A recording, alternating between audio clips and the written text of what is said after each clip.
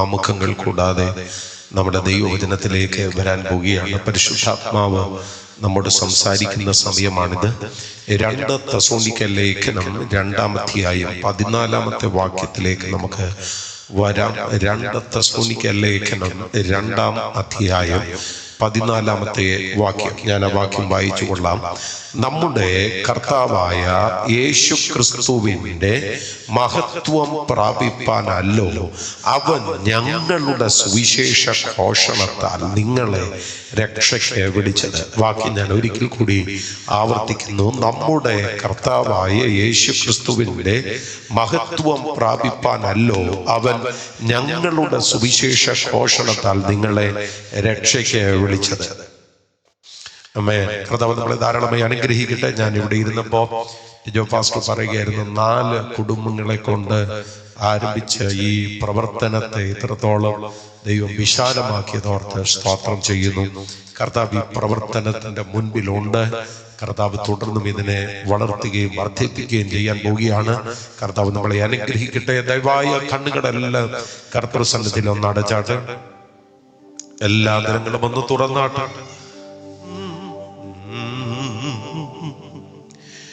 അവനാർക്കും കടക്കാരനല്ല,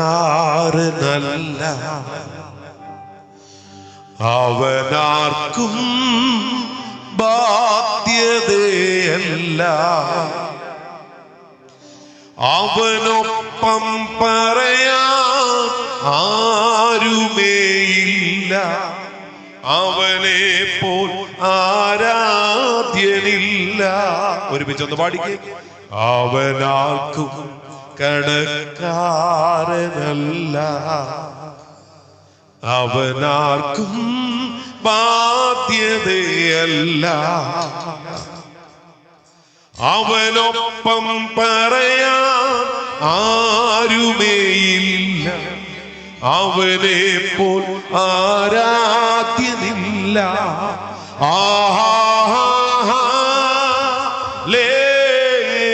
പഠിക്കേ. ലേലുയ്യ, ലേലുയ്യ, ലേലുയ്യ, ലേലുയ്യ. ഒരുമിച്ച് പഠിക്കേ. ലേലുയ്യ, ലേലുയ്യ,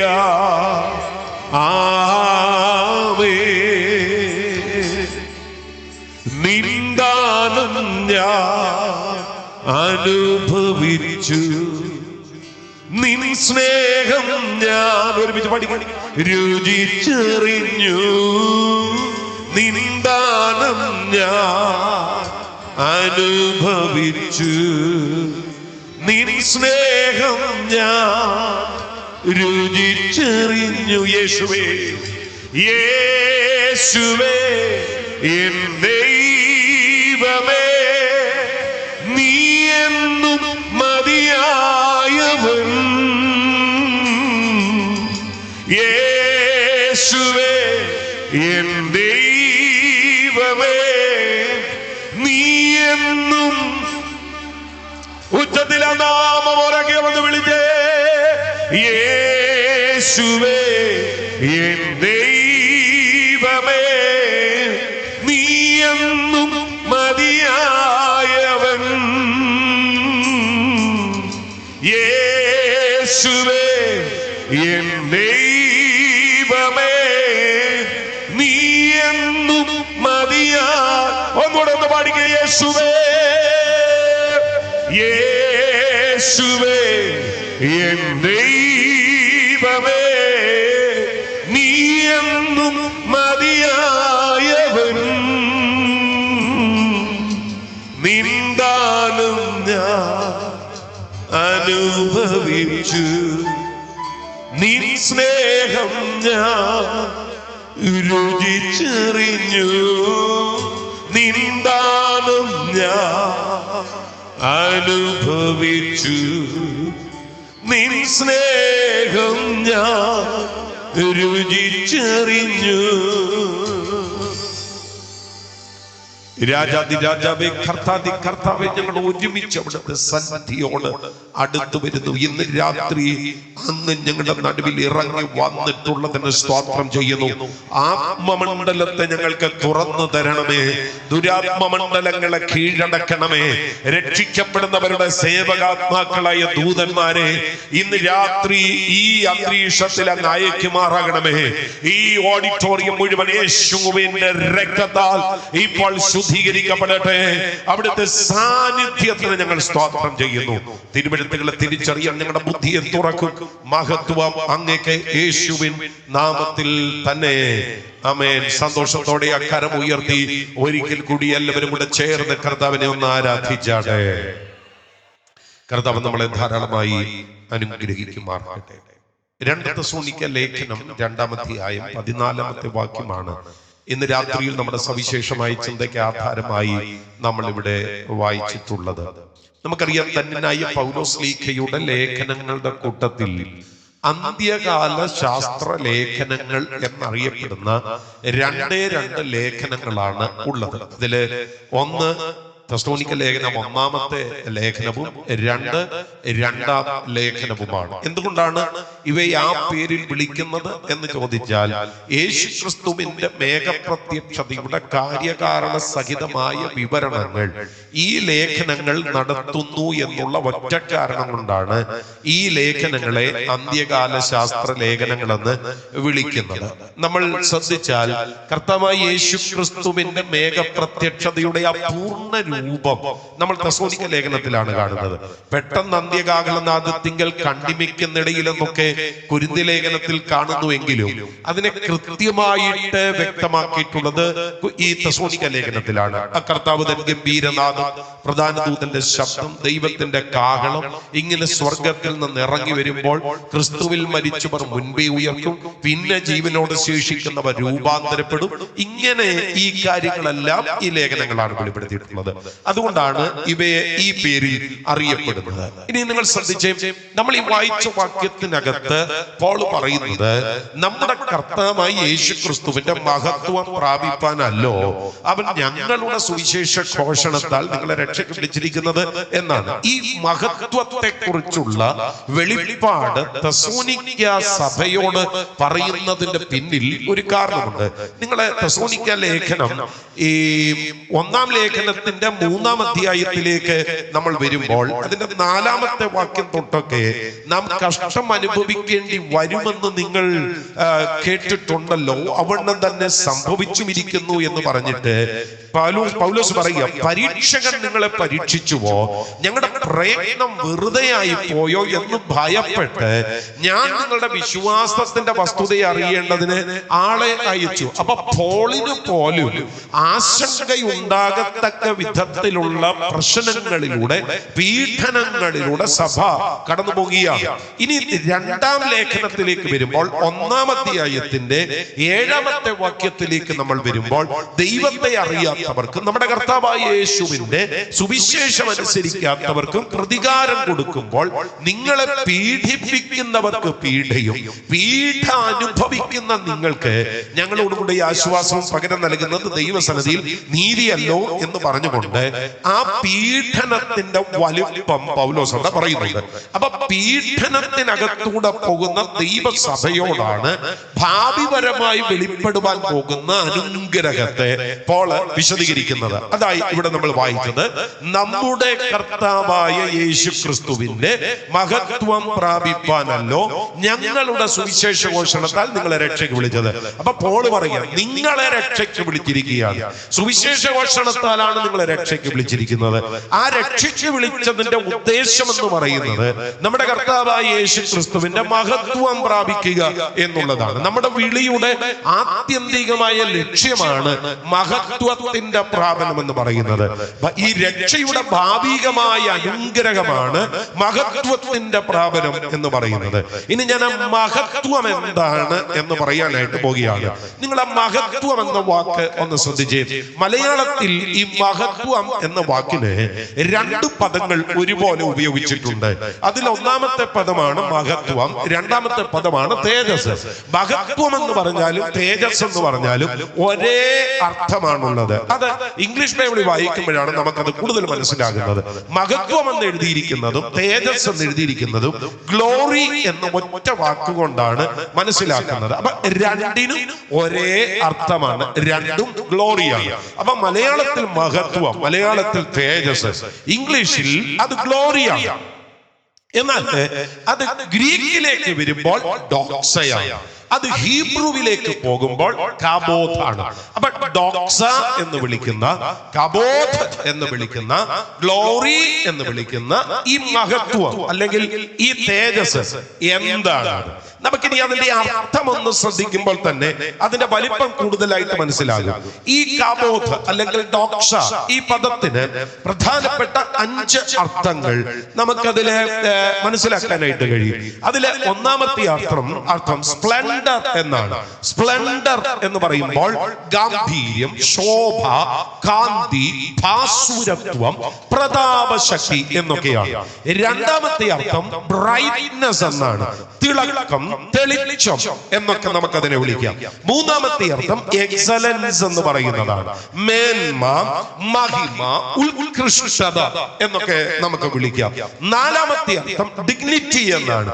ഡിഗ്നിറ്റി എന്ന് പറയുമ്പോൾ പ്രഭാവം, കുലീനത, മാഹാത്മ്യം, ശ്രേഷ്ഠത, മഹത്വം എന്നൊക്കെ വിളിക്കാം. അഞ്ചാമത്തെ അർത്ഥം മജസ്റ്റിയാണ്, ഐശ്വര്യം, തേജസ്, വല്ലഭത്വം. അപ്പോ നമ്മുടെ കർത്താവായ യേശു ക്രിസ്തുവിന്റെ മഹത്വം പ്രാപിപ്പാനാണ് നമ്മളെ വിളിച്ചിരിക്കുന്നതെന്ന് പറയുമ്പോൾ ഈ അർത്ഥങ്ങളിൽ ഓരോന്നോരോന്നും നിങ്ങളൊന്ന് ആഡ് ചെയ്ത് ആ സംഭവത്തിന്റെ വലിപ്പം എന്താണെന്ന് കൂടുതൽ മനസ്സിലാക്കാം. ഞാൻ 1-2 കാര്യങ്ങൾ പറയാം. നമ്മുടെ കർത്താവായ യേശു ക്രിസ്തുവിന്റെ ഗാംഭീര്യം പ്രാപിപ്പാനല്ലോ അവൻ ഞങ്ങളുടെ സുവിശേഷ ഘോഷണത്താൽ നിങ്ങളെ രക്ഷയ്ക്ക് വിളിച്ചത്. അല്ലെങ്കിൽ നമ്മുടെ കർത്താവായ യേശു ക്രിസ്തുവിന്റെ ആ കാന്തി, ശോഭ പ്രാപിപ്പാനല്ലോ അവൻ ഞങ്ങളുടെ സുവിശേഷ ഘോഷണത്താൽ നിങ്ങളെ രക്ഷയ്ക്ക് വിളിച്ചത്.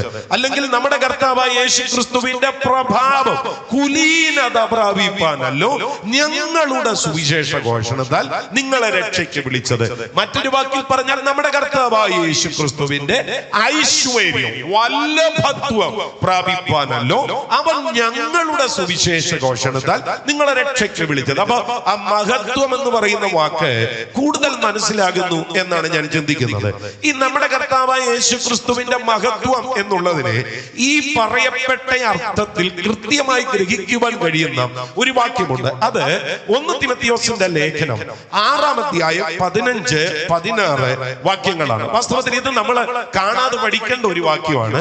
ഇത് നമ്മുടെ ദൈവത്തിന്റെ വലുപ്പത്തെ കുറിച്ച് പറയുന്ന അല്ലെങ്കിൽ ദൈവത്തെ നിർവചിക്കുന്ന ഒരു വാക്യമാണ്. നിങ്ങളുടെ വാക്യത്തിലേക്ക് നോക്കിക്കേ.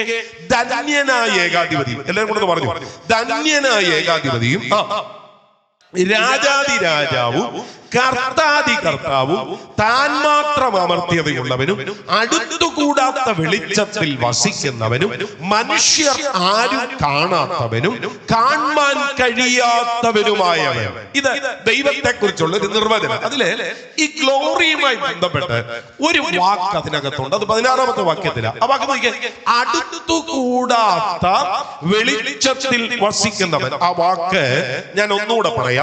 അടുത്തുകൂടാത്ത വെളിച്ചത്തിൽ വസിക്കുന്നവൻ. അതില് എനിക്ക് ഏറ്റവും ഇഷ്ടപ്പെട്ട ആ വേർഡിന്റെ ഘടന ഈസി റീഡ് വേർഷൻ എന്ന് പറയുന്ന ഒരു ബൈബിൾ പരിഭാഷയിലാണ്. അതിൽ എഴുതിയിരിക്കുന്നത് he lives lives so bright that people cannot go near him.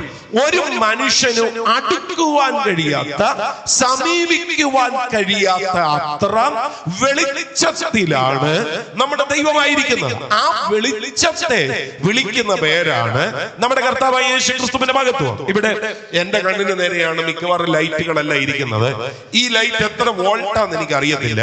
പക്ഷെ ഈ ലൈറ്റിലേക്ക് അവിടെ ഇരിക്കുന്നവർക്ക് കാണാമെന്ന് തോന്നുന്നു. ഈ ലൈറ്റിലേക്ക് ഒരു 10 സെക്കൻഡ് സൂക്ഷിച്ചു നോക്കിയിട്ട് ഈ സദസ്സിലേക്ക് നോക്കിയാൽ ഇത്രയും വെളിച്ചമുണ്ടെങ്കിലും ഒരു തരം ഇരുട്ടായിരിക്കും ഇവിടെ ഉണ്ടാകുന്നത്. അതിന്റെ കാരണമെന്ന് പറയുന്നത് വെളിച്ചത്തിന്റെ അതിതീവ്രതയിൽ നമുക്ക് കാഴ്ചയല്ല ഉണ്ടാകുന്നത്, നമുക്ക് അന്ധതയാണ് ഉണ്ടാകുന്നത്. എന്റെ പ്രിയരെ, ഇവിടെ അടുത്തുകൂടാത്ത വെളിച്ചത്തിൽ വസിക്കുന്നവൻ എന്ന് പറയുമ്പോൾ അതിന്റെ അർത്ഥം ഏതാണ്ട് നിങ്ങൾക്ക് പിടികിട്ടിയെന്ന് ഞാൻ കരുതുന്നത്. നമ്മുടെ കണ്ണിന് മനസ്സിലാക്കാൻ പറ്റുന്ന, ഉൾക്കൊള്ളുവാൻ കഴിയുന്ന വെളിച്ചത്തിന്റെ ഒരു ലെവലുണ്ട്. അത് കഴിഞ്ഞാൽ ആ വെളിച്ചം നമുക്ക് അസ്വസ്ഥതയായിരിക്കും. ഇതുകൊണ്ടാണ് പറയുന്നത് അടുത്തുകൂടാത്ത വെളിച്ചത്തിൽ വസിക്കുന്നവൻ. ഇനി ആ വെളിച്ചത്തെ നിങ്ങൾക്ക് അല്പം കൂടെ മനസ്സിലാക്കാൻ വേണ്ടി ഞാൻ വേറൊരു സംഭവം കൂടെ പറയാം. ഈ പൗലോസ് ഈ ദമസ്കോസിന്റെ പടിവാതിൽക്കലേക്ക് കയറുമ്പോ പൗലോസിനുണ്ട എൻകൗണ്ടർ ഉണ്ടല്ലോ.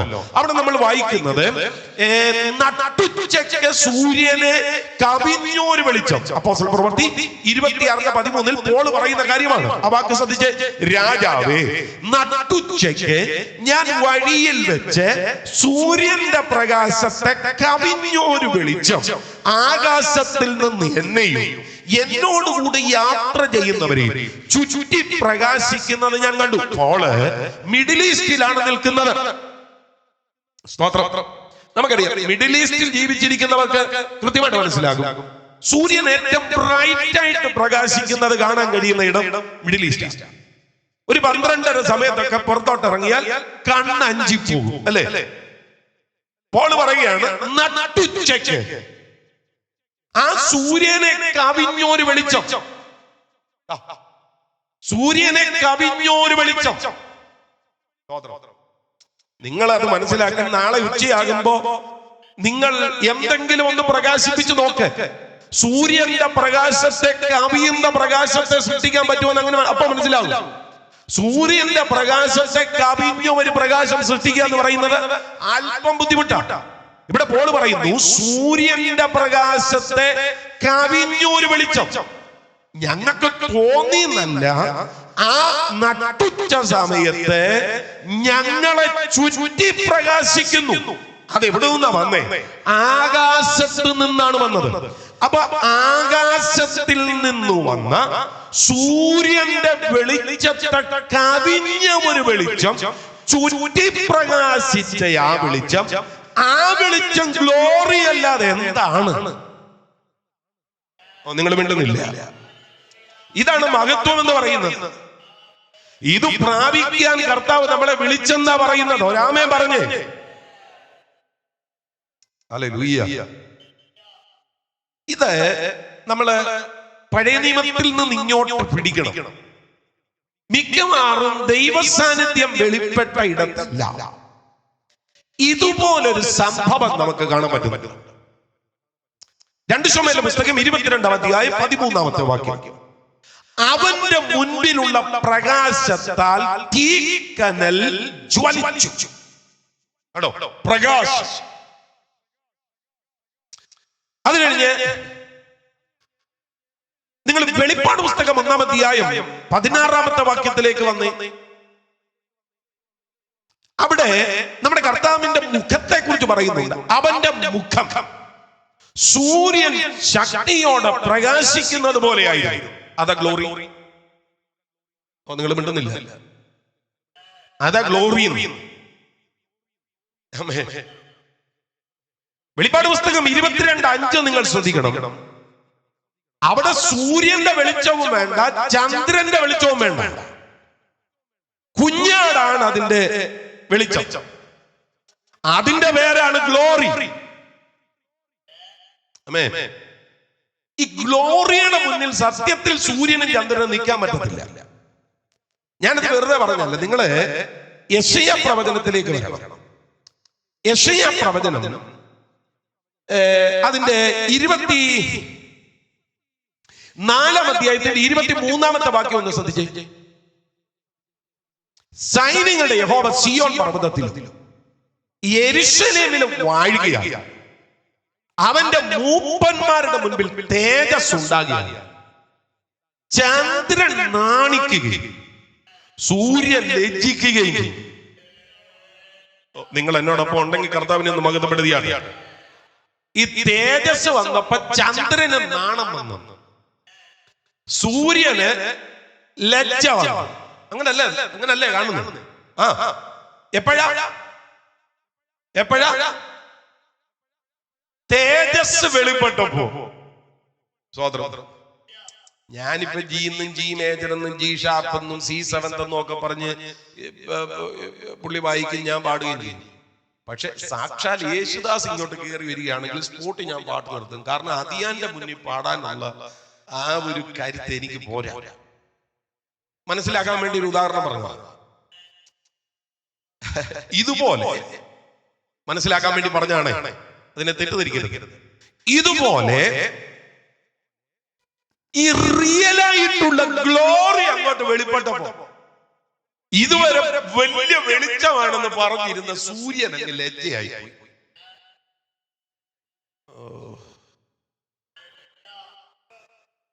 എന്നോടൊപ്പം ഉണ്ടെങ്കിൽ ഒരാമയും പറഞ്ഞു. രാത്രിയിലെ പ്രകാശമായ ചന്ദ്രൻ അങ്ങ് നാണക്കേടായി പോയി.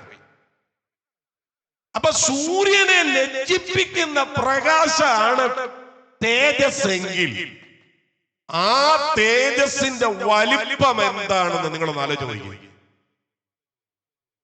പിടികിട്ടുന്നവരുണ്ടെങ്കിൽ കർത്താവിനെ ഒരുമിച്ചൊന്ന് മഹത്വപ്പെടുത്തിയാണ്. ഇത് പ്രാപിക്കാനാണ് നമ്മളെ വിളിച്ചേക്കുന്നത്.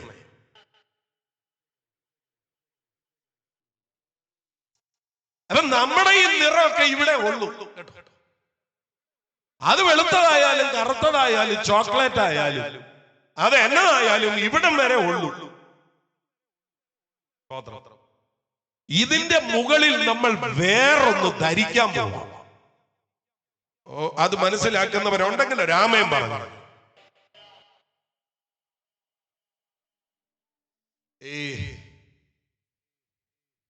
പണ്ട് ഒരു കർത്തൃദാസൻ പാടിയ ഒരു പാട്ടുണ്ട്.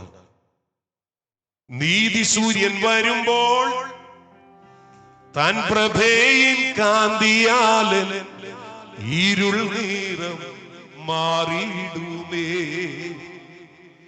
രാജരാജ പ്രതിമയെ ധരിപ്പിച്ച് എന്നെ താൻ, രാജരാജ പ്രതിമയെ ധരിപ്പിച്ചിട്ടെന്നെ താൻ കൂടവേ ഇരുത്തുന്ന രാജാവു വേഗം വരും.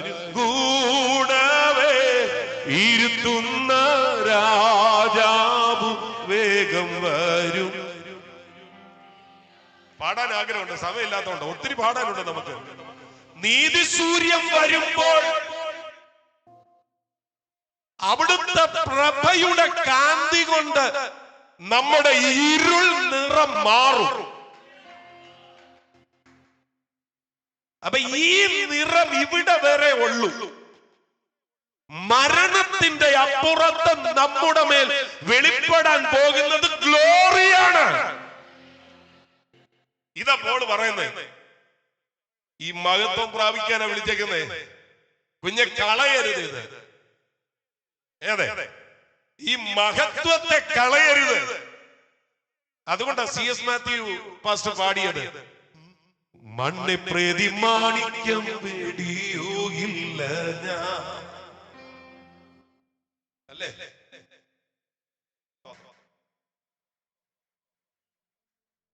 ഇവിടെയുള്ളതെല്ലാം മണ്ണാണ്. എന്തൊക്കെ എടുത്താലും മണ്ണാണ്. പക്ഷെ വരാനിരിക്കുന്നത് മാണിക്യമാണ്.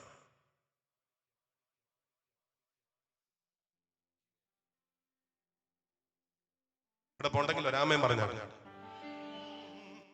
യെരൂശലേം പുത്രിമാരിൽ ചുറ്റും നിന്നുരാപ്പകൽ പ്രിയനോടുള്ള അനുരാഗം കവർന്നിടുകിൽ. സുന്ദരന മനോഹര അങ്ങേ പിരിഞ്ഞി ലോകയാത്ര പ്രാകൃതരം ജാരന്മാരെ മണ്ണെ പ്രതി മാണിക്യം. എല്ലാരും കൂടെ ആ വരികൾ ഒരുമിച്ച് ഒന്ന് പഠിക്കും. മണ്ണെ പ്രതി, ഒന്നുകൂടെ പഠിക്കേ. ഈ മണ്ണെ പ്രതി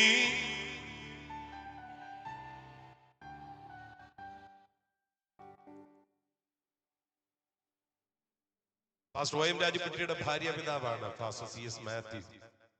OM രാജകുട്ടി പാസ്റ്ററുടെ മകൾ ഇവിടെ ഹാലിഫാക്സിലുണ്ട്. ഞാൻ അവിടെ കഴിഞ്ഞ ആഴ്ച കൺവെൻഷന് ചെന്നപ്പോ അവരെ കണ്ടിട്ടുണ്ട്. ഞാൻ പറഞ്ഞത് ഇവിടെ ഉള്ളതെല്ലാം മണ്ണാണ് കേട്ടോ. ഹല്ലേലൂയ. ഈ മണ്ണ് വേണ്ടെന്ന് വെച്ചാൽ മാണിക്യം കിട്ടും. അതാണ് ഗ്ലോറി. ഈ മെസ്സേജ് കേൾക്കുമ്പോ നിങ്ങൾ ആത്മാവിൽ പറയണം, എനിക്ക് മണ്ണല്ല വേണ്ടുന്നത്, വെളിപ്പെടാനിരിക്കുന്ന ഗ്ലോറിയാണ്. അത് പറയുന്നവരുണ്ടെങ്കിൽ അക്കാരം ഒന്ന് ഉയർത്തിപ്പിടിച്ച് കർത്താവിനോടൊന്ന് പറ, ഈ മഹത്വത്തിന് വേണ്ടി നിൽക്കാനുള്ള അഭിഷേകം എനിക്ക് തരണം. പ്രാർത്ഥിക്കാൻ പറ്റുന്നവർ ആത്മാവിൽ ഒരു 30 സെക്കൻഡ് ഒരുമിച്ച് ഒന്ന് പ്രാർത്ഥിച്ചു. ഓ ഹല്ലേലൂയ. ഈ തേജസ്സിനെ പച്ചയ്ക്ക് കണ്ടിട്ടുണ്ട് ചിലര് കേട്ടോ. ഈ കണ്ടവരൊക്കെ അവരവരുടെ വിശദീകരണങ്ങൾ നടത്താൻ ശ്രമിച്ചിട്ടുണ്ട്. അത് കറക്റ്റ് ആകാൻ ചിലപ്പോ കറക്റ്റ് അല്ലാതിരിക്കാം. യേശു യോർദാനിൽ സ്നാനമേറ്റു, വെള്ളത്തിൽ നിന്ന് കയറിയ ഉടനെ പരിശുദ്ധാത്മാവ് പ്രാവ് എന്ന പോലെ കണ്ടവരാ പറഞ്ഞത്, പ്രാവ് പോലെയാണെന്നാ തോന്നുന്നു. അപ്പൊ കാഴ്ചക്കാർക്ക് തോന്നിയതാ പ്രാവ് പോലെ. അപ്പൊ ഇതുപോലെ ഈ തേജസ് കണ്ടവർക്ക് തോന്നി. എന്നിട്ട് അവരാ തേജസ്സിനെ കണ്ടിട്ട് അവര് ചില വാക്കുകൾ പറഞ്ഞിട്ട് അതൊന്ന് മനസ്സിലാക്കുമ്പം എന്താണ് ഉദ്ദേശിക്കുന്നത് നമുക്ക് കൃത്യമായിട്ട് ബോധ്യമാവും. ഈ ഹബക്കൂക്കിന്റെ പുസ്തകം 3-ാം അധ്യായം 3-ാമത്തെ വാക്യം വായിക്കുമ്പോൾ, ദൈവം തേമാനിൽ നിന്നും പരിശുദ്ധൻ പാറാൻ പർവ്വതത്തിൽ നിന്നും, അവിടെ എഴുതിയിരിക്കുന്നത് അവന്റെ പ്രഭ ആകാശത്തെ മൂടും. അവന്റെ പ്രഭ. ഹല്ലേലൂയ. മലയാളത്തിൽ ആ പ്രഭ എന്ന് പറയുന്നുണ്ടെങ്കിൽ ഇംഗ്ലീഷിൽ അത് ഗ്ലോറി എന്ന്. എന്നാൽ പ്രഭ എന്ന ആശയത്തിൽ തന്നെ ചില പരിഭാഷകൾ ഉപയോഗിച്ചിട്ടുണ്ട്. The brightness എന്ന് പറയുന്നുണ്ട് കണ്ടംപററി ഇംഗ്ലീഷ് വേർഷനിൽ. The brightness, അവിടുത്തെ പ്രഭ. ആമേൻ. അത് 4-ാമത്തെ വാക്യത്തിലേക്ക് നോക്കുമ്പോ ഹബക്കൂക്ക് വീണ്ടും പറയുകയാണ്, സൂര്യപ്രകാശം പോലെ ഒരു ശോഭ ഉളവായി വന്നു. സൂര്യപ്രകാശം പോലെ ഒരു ശോഭ. അത് കണ്ടംപററി ഇംഗ്ലീഷ് ഭാഷ എഴുതിയിരിക്കുന്നത്, your glory shone like the sun.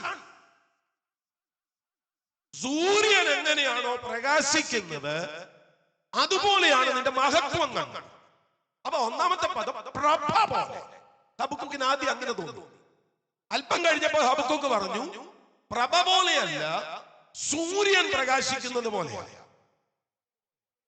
ഇയ്യോബിന്റെ പുസ്തകം 37:22 ഇയ്യോ പറയുന്നത് സ്വർണ്ണ ശോഭ. ആ വാക്ക് ഇവിടെ പെട്ടെന്ന് പ്രൊജക്ട് ചെയ്യും, നിങ്ങളുടെ വാക്യം ശ്രദ്ധിച്ചാൽ മതി. വടക്ക് നിന്ന് സ്വർണ്ണ ശോഭ പോലെ വരും. ദൈവത്തിന്റെ ചുറ്റും ഭയങ്കര തേജസ്സുണ്ട്. ഇയ്യോബ് 37:22. ആമേൻ. ഒന്നുകൂടെ, വടക്ക് നിന്ന് സ്വർണ്ണ ശോഭ പോലെ വരും. ദൈവത്തിന്റെ ചുറ്റും ഭയങ്കര തേജസ്സുണ്ട്. അവിടെ ഇയ്യോബ് ആ തേജസ്സിനെ ശരിക്കും തന്റെ വാക്കിൽ കൊണ്ടുവന്നപ്പോ അദ്ദേഹം പറയുന്നത് അത് സ്വർണ്ണ ശോഭ പോലെയാണ്. അപ്പൊ ഹബക്കൂക്ക് തേജസ്സിനെ കണ്ടിട്ട് പറഞ്ഞു അത് പ്രഭയായ. അപ്പോൾ തന്നെ ഹബക്കൂക്ക് പറഞ്ഞു അത് സൂര്യന്റെ ആ ഒരു പ്രകാശം പോലെ. എന്നാൽ ഇയ്യോ പറയുന്നു അതൊരു സ്വർണ്ണ ശോഭ പോലെയാണ്. ഈ സ്വർണ്ണ ശോഭ എന്ന് പറയുമ്പോൾ അത് ശരിക്കും നമുക്ക് കാണാൻ കഴിയുന്ന യെഹെസ്കേലിന്റെ പുസ്തകം 1-27 വാക്യത്തിലാണ്. അവിടെ വായിക്കുന്നു, അവന്റെ അര മുതൽ മേലോട്ട് അതിനകത്ത് ചുറ്റും തീക്കൊത്ത ശുക്ല സ്വർണം പോലെ ഞാൻ കണ്ടു. അവന്റെ അര മുതൽ കീഴോട്ട് തീ പോലെ ഞാൻ കണ്ടു. അതിന്റെ ചുറ്റും പ്രകാശവും ഉണ്ടായിരുന്നു. അപ്പൊ അവന്റെ അര മുതൽ മേലോട്ടെന്ന് പറയുന്ന ആ ഭാഗത്ത് നമുക്ക് അത്ര പരിചയമില്ലാത്ത ഒരു പദമാണ്. കണ്ടംപററി ഇംഗ്ലീഷ് വേർഷനിൽ ആ വാക്ക് എഴുതിയിരിക്കുന്നത്. It was glowing like metal in A hot furnace. നമുക്ക് മലയാളികൾക്ക് മനസ്സിലാകുന്ന പോലെ പറയാം. ഈ കൊല്ലൻ ഈ സ്വർണം ഉരുക്കുന്ന സമയത്ത് അദ്ദേഹത്തെ മുന്നിലുള്ള ആ തീക്കകത്തേക്ക് സ്വർണം ഇട്ട് സ്വർണത്തിന് തീ പിടിക്കുമ്പോ ആ സ്വർണം കത്തുന്ന ആ ജ്വാലയുണ്ട്, അതിനെ വിളിക്കുന്ന പേര് it was glowing like metal in A hot furnace. ഒരു ഹോട്ട് ഫർണസിനകത്ത് മെറ്റൽ കത്തുമ്പോൾ അതിന്റെ ജ്വാല എങ്ങനെയാണോ അതുപോലെയാണ്. ഹല്ലേലൂയ. ഞാൻ സ്വർണ്ണ ശോഭ എന്ന തേജസ്സിനെ കണക്ട് ചെയ്തിരിക്കുന്നത് പറയാൻ വേണ്ടി പറഞ്ഞതാണ്. ഇതുപോലെ ഒരു വാക്യമാണ് യെഹെസ്കേൽ 1:4. ആ വാക്യം ഞാൻ വായിക്കുന്നില്ല. ഹല്ലേലൂയ. ഇത് വേറെ എഴുതിയിട്ടുണ്ട് യെഹെസ്കേലിന്റെ പുസ്തകം 8-ാമത്തെ വാക്യം. ഇതൊരു കുറച്ചുകൂടെ ഒരു 2-2.5 മണിക്കൂറൊക്കെ ഉള്ള ഒരു മീറ്റിംഗ് ആയിരുന്നെങ്കിൽ ഞാൻ ഈ വാക്യങ്ങളെല്ലാം അല്പം കൂടെ കാര്യമായിട്ട് വിശകലനം ചെയ്യാമായിരുന്നു. എന്നാൽ നമുക്ക് പെട്ടെന്ന് സമയം ഓടിപ്പോകുന്നത് കൊണ്ട്, എന്റെ ഭാഷ പറഞ്ഞ മര്യാദയില്ലാതെ സമയം ഓടിപ്പോകുന്നത് കൊണ്ട് ഞാൻ അതിന്റെ കൂടെ ഒന്ന് ഓടാനായിട്ട് ശ്രമിക്കുക. നിങ്ങൾ എന്നോടൊപ്പം വരണം. അമ്മേ. അപ്പൊ ഗ്ലോറിയ പറഞ്ഞിരിക്കുന്നത് നിങ്ങൾക്ക് പിടികിട്ടുന്നുണ്ടെന്ന് എന്റെ ചിന്ത. ഇനിയും ഗ്ലോറിയ തീ എന്ന് വിളിച്ചിട്ടുണ്ട്. തീ, ഗ്ലോറി കണ്ടവർക്ക് തീ പോലെ തോന്നി. ഉള്ളത് പറഞ്ഞാൽ തീ എന്നുള്ള വാക്ക് ഇപ്പൊ പറയാനായിട്ട് തന്നെ അല്പം ബുദ്ധിമുട്ടാണ്. പക്ഷെ ഈ വാക്യത്തിൽ അങ്ങനെ ഒരു പരാമർശമുണ്ട്. പുറപ്പാട് പുസ്തകം 24-ാമത്തെ വാക്യം. ആ വാക്യം നോക്കിയേ. യഹോവയുടെ തേജസ്സിന്റെ കാഴ്ച പർവ്വതത്തിന്റെ മുകളിൽ. വാക്യം നിങ്ങൾ വായിക്കും, ഞാൻ വായിക്കുന്നില്ല. ഒന്നുകൂടെ പറ. യഹോവയുടെ തേജസ്സിന്റെ കാഴ്ച പർവ്വതത്തിന്റെ മുകളിൽ. ആ വാക്യത്തിൽ ആ ഗ്ലോറിയെ അവർ അങ്ങനെ തന്നെ വിളിച്ചിരിക്കുക. അത് തേജസ്സിന്റെ കാഴ്ചയാണ്. പക്ഷെ അതെങ്ങനെ തോന്നി? തീ പോലെ. എന്റെ പ്രിയരെ, നിങ്ങൾ ഈ വാക്കുകളെ ലിറ്ററലി ഒന്ന് എടുത്തിട്ട് നമ്മൾ ഈ മഹത്വം പ്രാപിക്കുമെന്ന് പറയുമ്പോൾ എന്താണ് നമ്മുടെ മേൽ വരാനിരിക്കുന്നതെന്ന് നിങ്ങളൊന്ന് ആലോചിച്ചു. നിങ്ങൾ മിണ്ടുന്നില്ല. ജീസസ്, നമ്മുടെ കർത്താവായ യേശു ക്രിസ്തുവിന്റെ മഹത്വം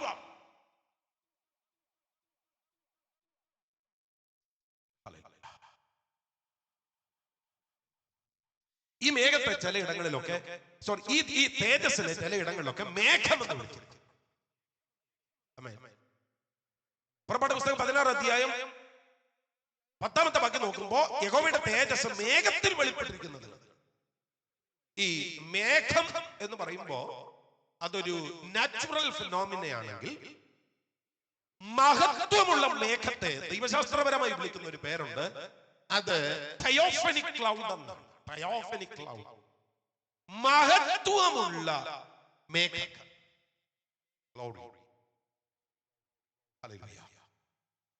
സംഖ്യാപുസ്തകം 9-ാമത്തെ വാക്യത്തില് ഈ മേഘത്തെ അല്പം കൂടെ കാര്യമായിട്ട് പറഞ്ഞിട്ടുണ്ട്. തിരുനിവാസം നിവർത്തിയ നാളിൽ മേഘം സാക്ഷ്യകൂടാരമെന്ന തിരുനിവാസത്തെ മൂടി സന്ധ്യാസമയം തൊട്ട് രാവിലെ വരെ അത് തിരുനിവാസത്തിന്റെ മേൽ അഗ്നിപ്രകാശം പോലെയായി. ഗ്ലോറി, ഗ്ലോറി തിരുനിവാസത്തിന്റെ മുകളിൽ അങ്ങനെ നിന്ന് പറ. അഗ്നിപ്രകാശം. ഹല്ലേലൂയ.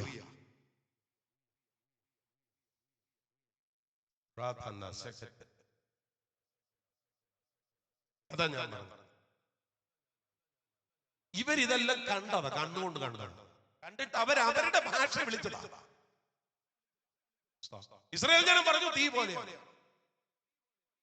ഈയോ പറഞ്ഞു സ്വർണ്ണശോഭ പോലെയാണ്. യെഹെസ്കേലും അത് തന്നെ പറഞ്ഞു. ഗ്ലോറി, സ്വർണം കത്തിയാൽ എങ്ങനെ ഇരിക്കും അതുപോലെയാണ്. എന്നാൽ ഹബക്കൂക്ക് പറഞ്ഞു അതൊരു പ്രഭയാണ്. ചിലപ്പോ അത് സ്വർണം, ചിലപ്പോ അത് സൂര്യൻ പ്രകാശിക്കുന്നത്.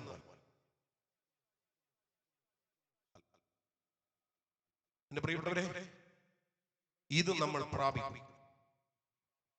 നിങ്ങൾ എന്നോടൊപ്പം ഉണ്ടെങ്കിൽ കർത്താവിനെ ഒന്ന് മഹത്വപ്പെടുത്തിയ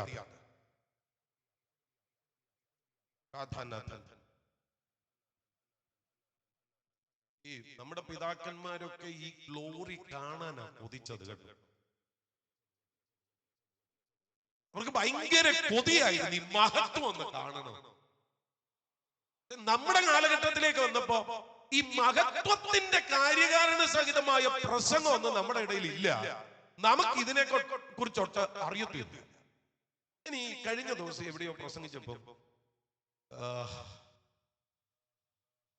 യോശുവയുടെ കാലഘട്ടത്തിലെ തലമുറയെ കുറിച്ച് പറഞ്ഞു. യോശുവ കഴിഞ്ഞിട്ട് ഏറിയ കാലം ജീവിച്ചിരുന്ന പിതാക്കന്മാരുടെ കാലത്തൊക്കെയും ജനം യഹോവയെ സേവിച്ചു. പക്ഷേ ന്യായാധിപന്മാരുടെ പുസ്തകം 2-ാം അധ്യായം 10-ാമത്തെ വാക്യത്തിലേക്ക് വരുമ്പോ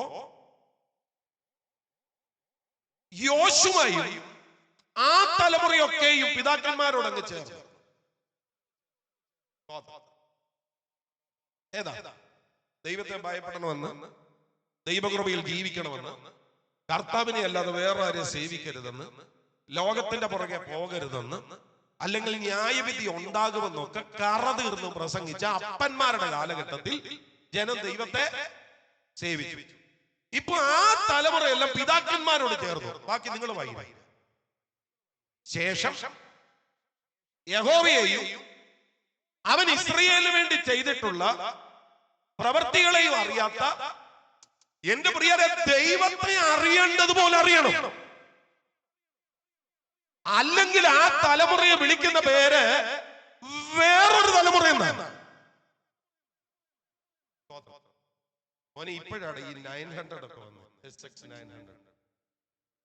ഇതിനു മുൻപ് ഈ 95 കാലഘട്ടത്തിലൊക്കെ കീബോർഡ് എന്ന് പറഞ്ഞു കഴിഞ്ഞാല് ഒരു ചെറിയ സാധനം, കാസിയോയുടെ ഇതൊക്കെ ആയിരുന്നു വെച്ചു. ഇത് വലിയ സാധനമാണ്. പിന്നൊരു 98 കാലഘട്ടത്തിലേക്കൊക്കെ എത്തിയപ്പോ ഇത്രയും വലിപ്പമുള്ള കീബോർഡൊക്കെ വന്നു. പക്ഷെ ടോൺ മാറിയ ചുപ് ചുപ് ചുപ് ചുപ് ചുപ് എന്ന് കേട്ടോണ്ടിരിക്കും. നീ ടോൺ മാറിയ നാട്ടുകാർക്ക് മൊത്തം മനസ്സിലാകും ടോൺ മാറിയ.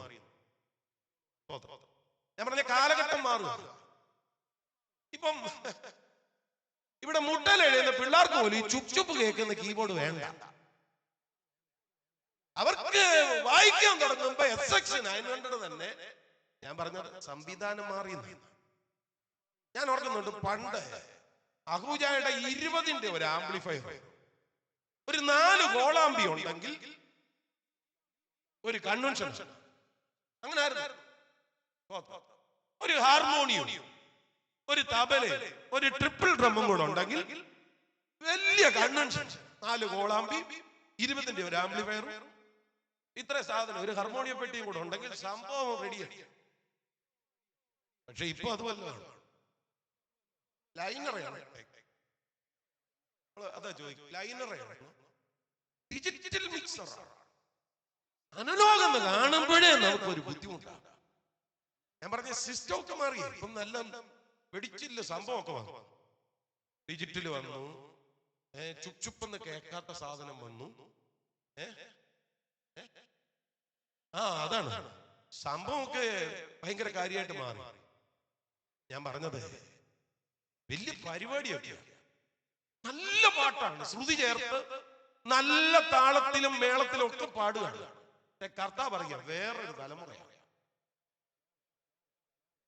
ഹലോ, കേൾക്കുന്നുണ്ടോ? എന്നാ പറ. സ്തോത്രം. ഇന്ന് പുസ്തകം എഴുതാൻ ഇവരാരും ഇല്ലല്ലോ. ഉണ്ടായിരുന്നെങ്കിൽ ഈ തലമുറയെ കുറിച്ച് മിക്കവാറും വേറൊരു തലമുറ എന്ന് എഴുതിയത്. ദൈവത്തെ ഭയപ്പെട്ട വിശുദ്ധന്മാരുള്ള ഒരു കാലഘട്ടം സഭയ്ക്ക് ഉണ്ടായിരുന്നു. അന്ന് അറുത്ത് കീറി പ്രസംഗിക്കുമായിരുന്നു. അവർക്ക് സഭ മാറണ്ടായിരുന്നു. വചനത്തിന് മുമ്പിൽ കരയുമായിരുന്നു. യോശുവയുടെ കാലത്തെ പിതാക്കന്മാരെ കുറിച്ച് അങ്ങനെ എഴുതിയിരിക്കുന്നത് 7-ാമത്തെ വാക്യത്തിൽ, വചനത്തിന് മുമ്പിൽ കരയുന്ന, വചനം കേട്ടാൽ അവര് കരയുമായിരുന്നു. നോക്ക് യോശുവ ന്യായാധിപന്മാരുടെ പുസ്തകം 2-ാം അധ്യായം 7-ാമത്തെ വാക്യം. അവര് വചനത്തിന് മുമ്പിൽ കരയുന്നവരായിരുന്നു. എനിക്ക് തോന്നുന്നു 4-ാമത്തെ വാക്യം, സോറി അവര് വചനത്തിന് മുമ്പിൽ കരയുന്നവൻ. ഇന്നത് തിരിഞ്ഞു. ഇന്ന് നമ്മള് ചിരിക്കുക. ചിരിച്ചു ചിരിച്ചു ചിരിച്ചു ചിരിച്ചു. അപ്പൊ വചനം നമ്മൾ കേൾക്കാൻ പോകുന്ന എന്തിനാ? ചിരിക്കാൻ. ഈ പിതാക്കന്മാര് കണ്ടോ, യഹോവയുടെ ദൂതൻ ഈ വചനം ഇസ്രായേൽ മക്കളോട് പറഞ്ഞപ്പോൾ ജനം ഉച്ചത്തിൽ വചനത്തിന്റെ മുമ്പിൽ കരയുന്നവർ.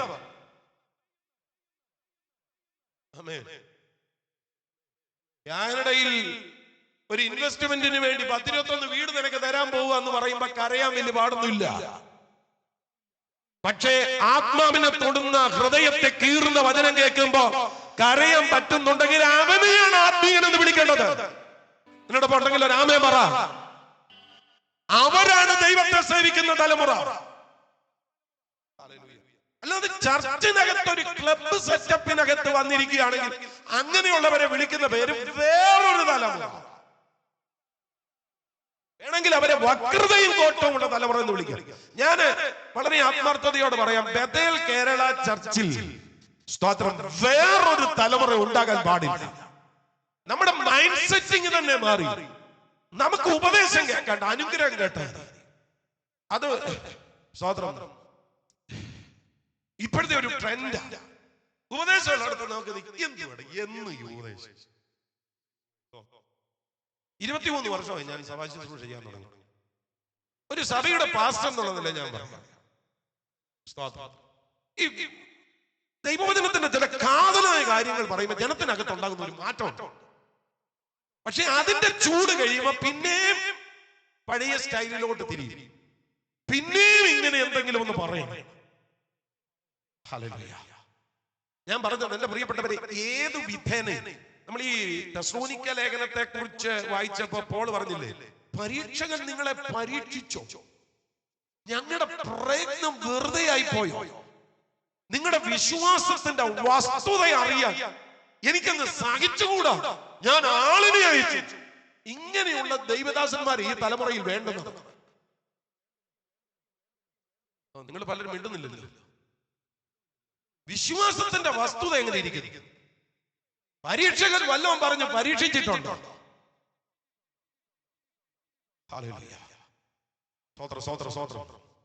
നമ്മൾ വേറൊരു തലമുറയാകരുത്. ദൈവനാമത്തിന്റെ മഹത്വത്തിനായി നിൽക്കുന്ന, തേജസ്സിന് വേണ്ടി നിൽക്കുന്ന ഒരു തലമുറയായിട്ട് വേണം ജീവിക്കാൻ. ശബ്ദമുയർത്തിയ ഒരു ആമേൻ പറ.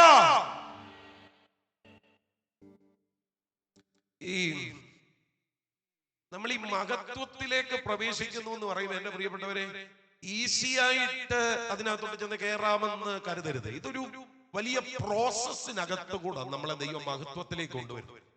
അത് കൃത്യമായിട്ട് എഴുതിയിരിക്കുന്ന വാക്യങ്ങൾ റോമാലേഖനം 8-29-30 വാക്യങ്ങളാണ്. നിങ്ങളെ വാക്യം ശ്രദ്ധിച്ചാൽ മതി. അവിടെ എഴുതിയിരിക്കുന്നു, അവൻ മുന്നറിഞ്ഞവരെ തന്റെ പുത്രൻ അനേക സഹോദരന്മാരിൽ ആദ്യജാതനാകേണ്ടതിന് അവന്റെ സ്വരൂപത്തോട് അനുരൂപരാകുവാൻ മുൻ നിയമിച്ചിരിക്കുന്നു.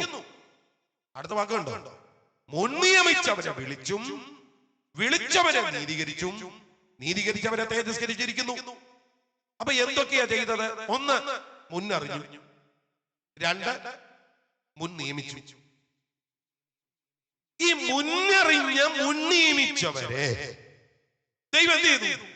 വിളിച്ചു. ഹലോ, സ്തോത്രം. 3 കാര്യങ്ങൾ നമ്മുടെ മേൽ നടന്നിരിക്കുകയാണ്. 1, ഒരു മുന്നറിവ് ഉണ്ടായിട്ടുണ്ട്. 2, ഒരു മുൻനിയമനം ഉണ്ടായിട്ടുണ്ട്. സ്തോത്രം. എന്നോടൊപ്പം ഉണ്ടോ? എന്നൊക്കെയാ? മുന്നറിവുണ്ടായി, മുൻനിയമനം ഉണ്ടായി. ഈ മുൻനിയമനം എപ്പോഴാണ് നടന്നതെന്നറിയാമോ? നമ്മൾ പാടുന്ന ഒരു പാട്ടുണ്ടല്ലോ, പഴയ ഒരു പാട്ട്. ലോകസ്ഥാപനം മുൻപെന്നെയും കണ്ടല്ലോ. എങ്ങനെ?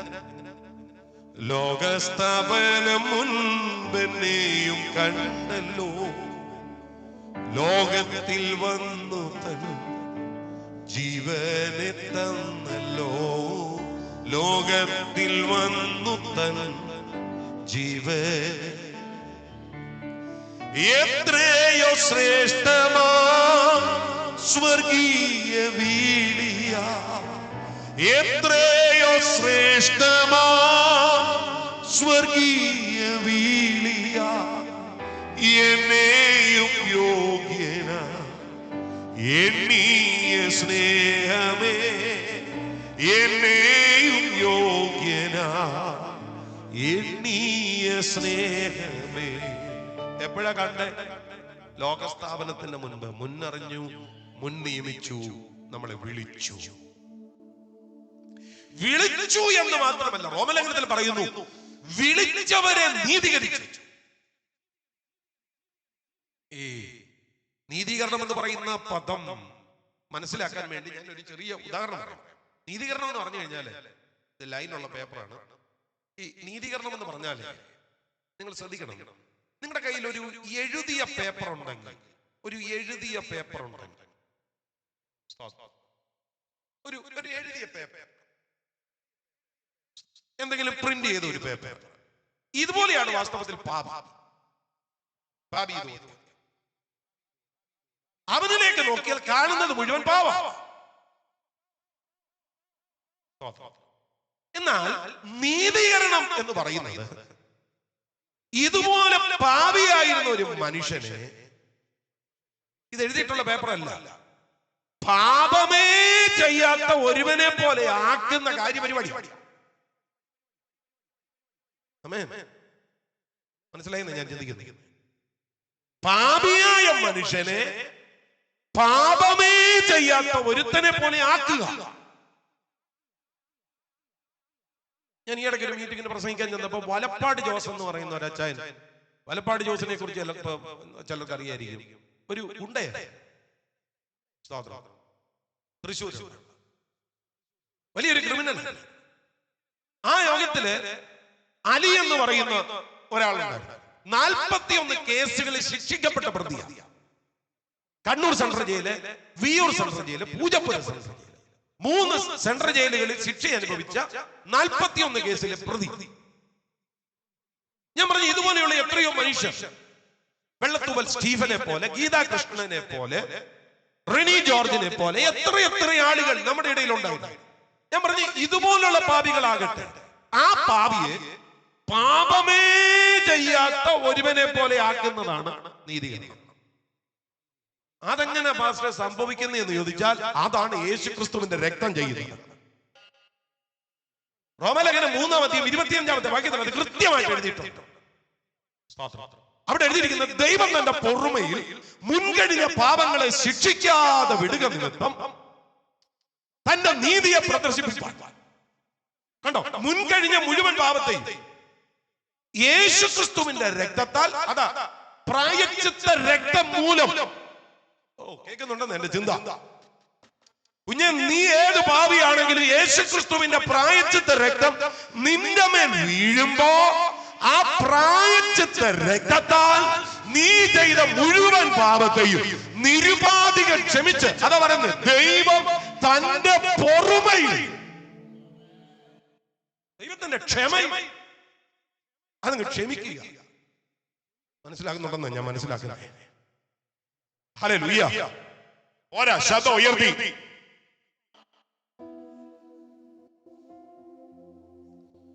നമ്മൾ പാടത്തില്ലേ, ശുദ്ധിക്കായി നീ യേശു സമീപേ പോയി കുളിച്ചോ കുഞ്ഞാട്ടിൻ രക്തത്തിൽ.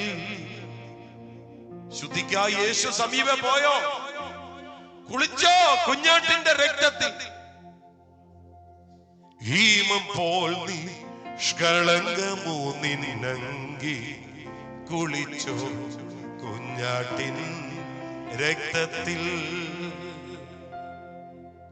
ഈ രക്തത്തിലൊന്നും മുങ്ങിയാൽ, ഒന്ന് കുളിച്ചാൽ, സകല പാപത്തെ ഹിമം പോലെ വെളുപ്പിക്കുക. പാപം ചെയ്ത പാപിയെ പാപമേ ചെയ്യാത്ത ഒരുത്തനെ പോലെ ആക്കുന്ന കാര്യപരിപാടിയാണ് നീതീകരണം എന്ന് പറയുന്നത്.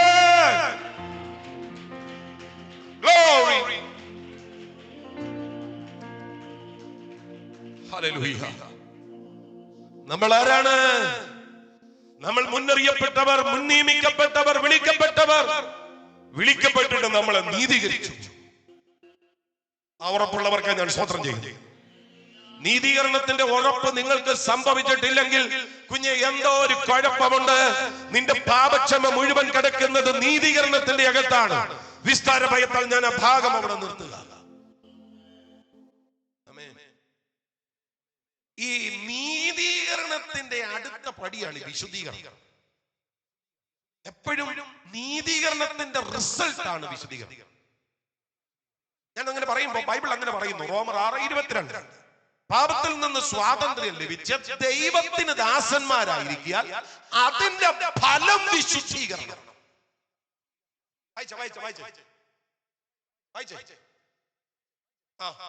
പാപത്തിൽ നിന്ന് സ്വാതന്ത്ര്യം പ്രാപിച്ച അതാ ഈ നീതീകരണം. ദൈവത്തിന് ദാസന്മാരായിരിക്കാൻ. അപ്പൊ നീതീകരണം വന്നപ്പോ പാപത്തിൽ നിന്ന് സ്വാതന്ത്ര്യം പ്രാപിച്ച ദൈവത്തിന്റെ ദാസനായി. അപ്പൊ അതിന്റെ ഫലം എന്താ? ഇങ്ങോട്ട് ശ്രദ്ധിച്ചേ. വിശുദ്ധീകരണം അപ്പച്ചന്മാർക്ക് മാത്രം ഉള്ളതല്ല, നമുക്ക് എല്ലാവർക്കും ഉള്ളതാണ്. രാമേൻ പറ. ഓ, നിങ്ങൾ പലരും മിണ്ടുന്നില്ലല്ലോ. എനിക്കറിയാം ഇത് സ്തോത്രം ഭൂരിപക്ഷം ചെറുപ്പക്കാരായിരിക്കുന്നത്. ഈ ചർച്ചിൽ ഇങ്ങനെ കൈയടിച്ചും ഗ്ലോറി പറഞ്ഞു ഒന്നും വലിയ ശീലമൊന്നും നമുക്ക് അങ്ങോട്ട് ഇല്ല. അപ്പൊ പുതുതായിട്ട് പെട്ടെന്നൊരു ശീലം ഉണ്ടാക്കാനും ബുദ്ധിമുട്ടാണ്. എന്നാലും ഈ വചനം അങ്ങോട്ട് മനസ്സിലാകുമ്പോ അമിട്ട് പൊട്ടുന്നത് പോലെ കർത്താവിനെ ഒന്ന് സ്തുതിക്കുന്നത് കൊണ്ട് ഒരു കുഴപ്പമില്ല. ഒരു നല്ല ഹല്ലേലൂയ ഉച്ചത്തിൽ പറഞ്ഞാട്ടെ. ഈ വിശുദ്ധീകരണം ഒരാവശ്യം. അതിന്റെ കാരണം ആരാ എപ്പോഴാ മരിക്കുന്നതെന്നൊന്നും അറിയില്ല. ഈ കഴിഞ്ഞ ദിവസം ICF-ലെ ശിവ പാസ്റ്ററോടൊപ്പം മിനിസ്ട്രി ചെയ്യുന്ന പാസ്റ്ററാണ് സജിബ് പാസ്റ്റർ. ഞങ്ങളുടെ എണ്ണം കൂടെ ഈ കഴിഞ്ഞ ദിവസം ഇവിടെ ഒരു റെസ്റ്റോറന്റിൽ ഭക്ഷണം കഴിച്ചുകൊണ്ടിരിക്കുക. അപ്പോ പാസ്റ്റർക്ക് ഒരു ഫോൺ വന്നു. ഇവിടെ KCA-യിലെ ഒരു പയ്യൻ മരണപ്പെട്ടു എന്ന്. ഞാൻ പറഞ്ഞ എന്റെ സഹോദരങ്ങളെ 26 വയസ്സേ 26 വയസ്സ്. മരണത്തിന് ഇപ്പൊ പ്രായം ഒരു വിഷയമൊന്നുമല്ല കേട്ടോ. ലിജോ പാസ്റ്ററുടെ പെങ്ങളുടെ മോൻ എത്ര വയസ്സ്? 35 വയസ്സ്. ഫ്ലൂട്ട് വായിക്കുന്ന ജിജിൻ രാജന് എത്ര വയസ്സ്? 36 വയസ്സ്. നമ്മള് പണ്ട് പ്രായമുള്ള അപ്പച്ചന്മാരെയൊക്കെ കണ്ടിട്ട് പറയായിരുന്നു, കുഴിയിലോട്ട് കാല് നീട്ടിയിരിക്കുകയല്ലയോ. ഇപ്പൊ അപ്പച്ചന്മാരല്ല കുഴിയിലോട്ട് കാല് നീട്ടിയിരിക്കുന്നത്, ചെറുപ്പക്കാർ. ആരും എപ്പോൾ വേണമെങ്കിലും മരിക്കാം. വാഴ വെട്ടിയിട്ടതുപോലെ വീണ് മരിക്കാം. അങ്ങനൊരു പാട്ടുണ്ട്. ദൂരവേ അല്ല മരണം എന്നാർക്കറിയാം, ലേശമില്ലാ സമയം. പ്രസംഗിക്കുന്ന ഞാനും കേൾക്കുന്ന നിങ്ങൾ പറഞ്ഞോണം. ഹല്ലേലൂയ. എനിക്കിങ്ങനെ പ്രസംഗിക്കുമ്പോൾ ടോപ്പിക് അനുസരിച്ച് ഈ പാട്ട് വന്നുകൊണ്ടേയിരിക്കും. ഞാൻ പാടുന്നില്ല, പാടിയാലേ എല്ലാം പാട്ടായിരുന്നെന്ന് പറയത്തില്ലേ. അതുകൊണ്ടാണ് വേറൊരു പാട്ട് എന്റെ മനസ്സിൽ ഇങ്ങനെ വരും. നാളെ നാളെ എന്നതോർത്ത് ഭീതിയേറും യാത്രയിൽ. നമ്മളിങ്ങനെ നാളെ നാളെ നാളെ നാളെ വിജയപാസ് പറഞ്ഞില്ല, പലരെയും വിളിച്ചതാ. ഈ പ്രാവശ്യം പ്രസംഗിക്കേണ്ട ഞാൻ തന്നെ. എന്നാൽ ഈ ദൂത് വരത്തുള്ളത് ജോൺ ബാസ്. എനിക്ക് എപ്പോഴും ഈ സ്റ്റേജിലോട്ട് വരുന്നതിന് മുമ്പ് ഒരു സംഘർഷമുണ്ട്. ഈ പ്രസംഗം തന്നെയാണോ ഇവിടെ പ്രസംഗിക്കേണ്ടത്? ഇന്നും സംഘർഷമുണ്ടോ? ഞാൻ പറഞ്ഞത് ഇത് ഇന്നിവിടെ പറയേണ്ട ദൂതാണ്. ചെറുപ്പക്കാരോട് ഞാൻ ആത്മാവിൽ പറയുകയാണ്, സ്തോത്രം, നീതീകരണം ലഭിച്ചവൻ അതിന്റെ ഫലമായ വിശുദ്ധീകരണത്തിലേക്ക് പൊക്കോണം. ഇത് അപ്പീലില്ലാത്ത കാര്യമാണ്. അത് ടീച്ചർ കാണിക്കാനൊന്നുമല്ല.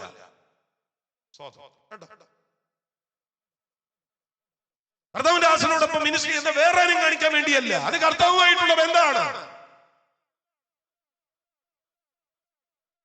അപ്പൊ പാപത്തിൽ നിന്ന് സ്വാതന്ത്ര്യം പ്രാപിച്ച് ദൈവത്തിന് ദാസന്മാരായിരിക്കാൻ നിങ്ങൾക്ക് ലഭിക്കുന്ന ഫലം വിശുദ്ധീകരണം. ആ വിശുദ്ധീകരണത്തിന്റെ അന്തം നിത്യജീവൻ. ഞാൻ വാക്യത്തെ ഒറ്റ വാക്യം പറഞ്ഞു വിടാം. വിശുദ്ധീകരണം എത്ര നാൾ പോകണം പാസ്റ്റർ എന്ന് ചോദിച്ചാൽ, നമ്മൾ അവസാനത്തെ വലിക്കുമല്ലോ, ആ വലിച്ചു വിടുന്ന ആ സെക്കൻഡ് വരെ നമ്മൾ തുടരേണ്ട കാര്യം വിശുദ്ധീകരണം. അപ്പം മുന്നറിഞ്ഞു, മുൻനിയമിച്ചു, വിളിച്ചു, നീതീകരിച്ചു. നീതീകരിച്ചവരെ കുറിച്ചാണ് പറയുന്നത്. തേജസ്കരിച്ചിരിക്കുന്നു. കുഞ്ഞെ പെട്ടെന്ന് വന്ന് ചാടിക്കേറാൻ പറ്റുന്ന ഒരു കാര്യമൊന്നുമല്ല ഈ ഗ്ലോറിയുടെ ലെവൽ എന്ന് പറയുന്നത്. അതിനൊരു പ്രോസസ് ഉണ്ട്. അതിന് പൂർത്തീകരിക്കുന്നതനുസരിച്ചാണ് നീ ഗ്ലോറിക്കകത്തോട്ട് കയറുന്നത്. കളയരുത് ഇതിന്. എന്നോടൊപ്പം ഉണ്ടെങ്കിൽ ശക്തിയോടെ കർത്താവിനെ ഒന്ന് മഹത്വപ്പെടുത്തിയാണ്.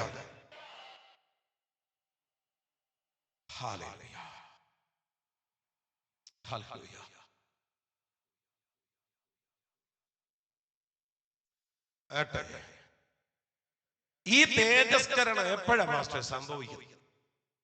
നമ്മുടെ കർത്താവായ യേശു ക്രിസ്തുവിന്റെ മഹത്വം പ്രാപിപ്പാനാ നമ്മളെ വിളിച്ചത്. എപ്പോഴാണ് ഇത് പ്രാപിക്കുന്നത്? അതിൽ ഒറ്റ ഉത്തരമേ ഉള്ളൂ. നമ്മുടെ കർത്താവായ യേശു ക്രിസ്തുവിന്റെ മേഘപ്രത്യക്ഷത എന്നാണോ അന്നാണ് നമ്മൾ തേജസ്കരണത്തിലേക്ക് നടക്കുന്നത്. ജീവനോട് ഇരിക്കുകയാണെങ്കിൽ രൂപാന്തരം, മരിച്ചു മൺമറിഞ്ഞു പോയെങ്കിൽ പുനരുത്ഥാനം. പുനരുത്ഥാനം എന്ന് പറയുന്ന വാക്കിനെ ഞാനൊന്ന് മനസ്സിലാക്കാം. അനാസ്റ്റസീസ്, അതാണ് അതിന്റെ ഗ്രീക്ക് പദം. അനാസ്റ്റസീസ് എന്ന് പറഞ്ഞാൽ ശരീരം വിട്ടുപോയ ആത്മാവും ആത്മാവില്ലാത്ത ശരീരവും വീണ്ടും ഒന്നാകുക. മരണമെന്ന് പറയുന്നത് ശരീരത്തിൽ നിന്ന് ആത്മാവ് പിരിയുന്നതാണ്.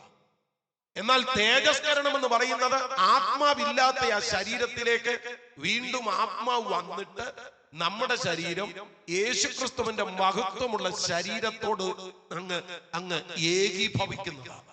രാമൻ പറഞ്ഞാട്ട് ആ സമയമാണ് തേജസ്കരണം ഉണ്ടാകുന്നത്.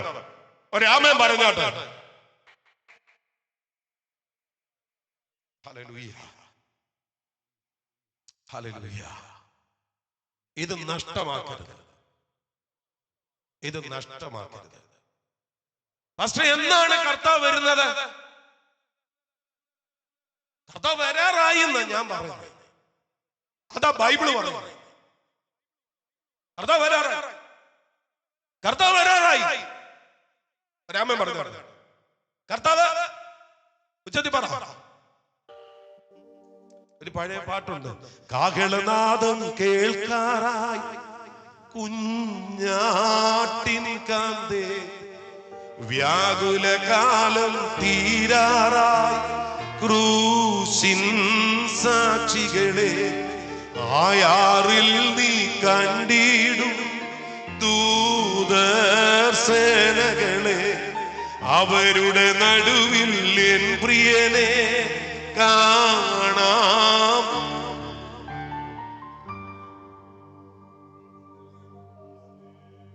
ബന്ധനമോ പദചങ്ങലയോ ഉണ്ടാകാം ഭൂവിൽ, അതിലൊരു നാളും വളരാതെ പാർത്താലതു ഭാഗ്യം. വ്യാകുലയായവളെ പ്രാവേ ബാക്കായാണിവിടെ, കുതൂഹലമോടൊരു നാളിൽ നീ പാടിയിടും വേഗം. കാഹളനാദം കേൾക്കാറായി കുഞ്ഞാട്ടിൻ കാന്തേ, വ്യാകുലകാലം ക്രൂശിൻ സാക്ഷികളെ. കാഹളം കേൾക്കാറായെന്ന്. അതുകൊണ്ട് ഈ ദൂത് മറക്കരുത്, ഈ ദൂത് മറക്കരുത്. ബേതേൽ കേരള പെന്തക്കോസ്റ്റ് ചർച്ചിന്റെ ഈ വർഷത്തെ ആനുവൽ കൺവെൻഷനിൽ പരിശുദ്ധാത്മാവ് നിങ്ങളെ നിർബന്ധിക്കുകയാണ്. കാഹളം കേൾക്കാറായി, തേജസ്സിൽ നമ്മുടെ കർത്താവ് വെളിപ്പെടാറായി, നാം ആ തേജസ്സിനെ പ്രാപിക്കാറായി. അതുകൊണ്ട് മണ്ണ് പ്രതി മാണിക്യത്തെ വെടിയരുത്. ഓ ജീസസ്,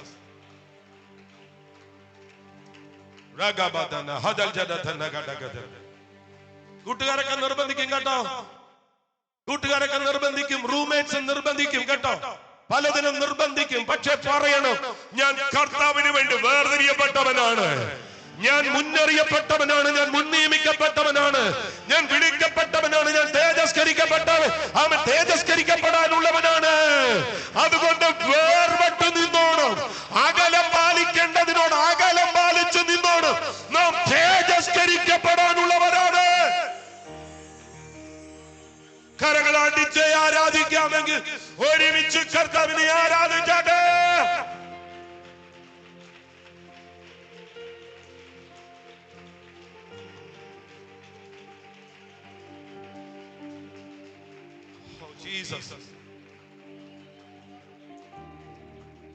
യേശു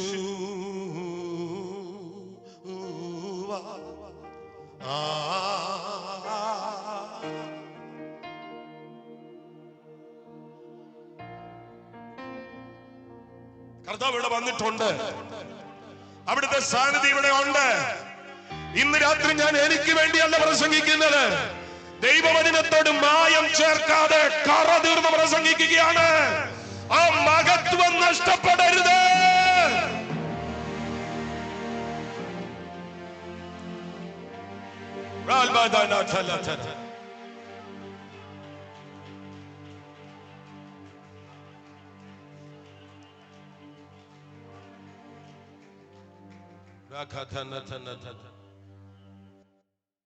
കർത്താവിനോട് ചേർന്ന് നിന്നോണം. എനിക്കറിയാം PR-ന്റെ ഇഷ്യൂ കാണുമായിരിക്കും. 40 ദിവസം കൂടെ ഇവിടെ നിൽക്കാൻ പറ്റത്തുള്ളൂ. ഇങ്ങനെയുള്ള പ്രശ്നങ്ങളൊക്കെ കാണുമായിരിക്കും.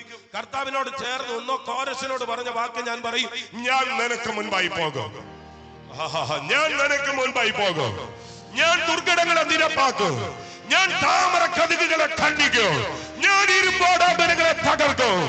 നീ ഇവിടെ പ്രശ്നത്തിലായിട്ട് കാര്യമൊന്നുമില്ല. കർത്താവിന്റെ കരത്തിലോട്ട് അമ്മ കാര്യത്തെ കൊടുക്ക്.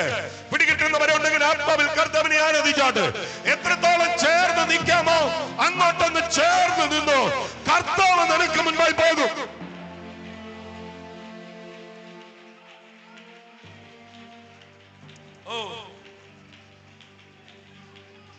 ഭൗതികതയല്ല വിഷയം, കർത്താവാണ് വിഷയം.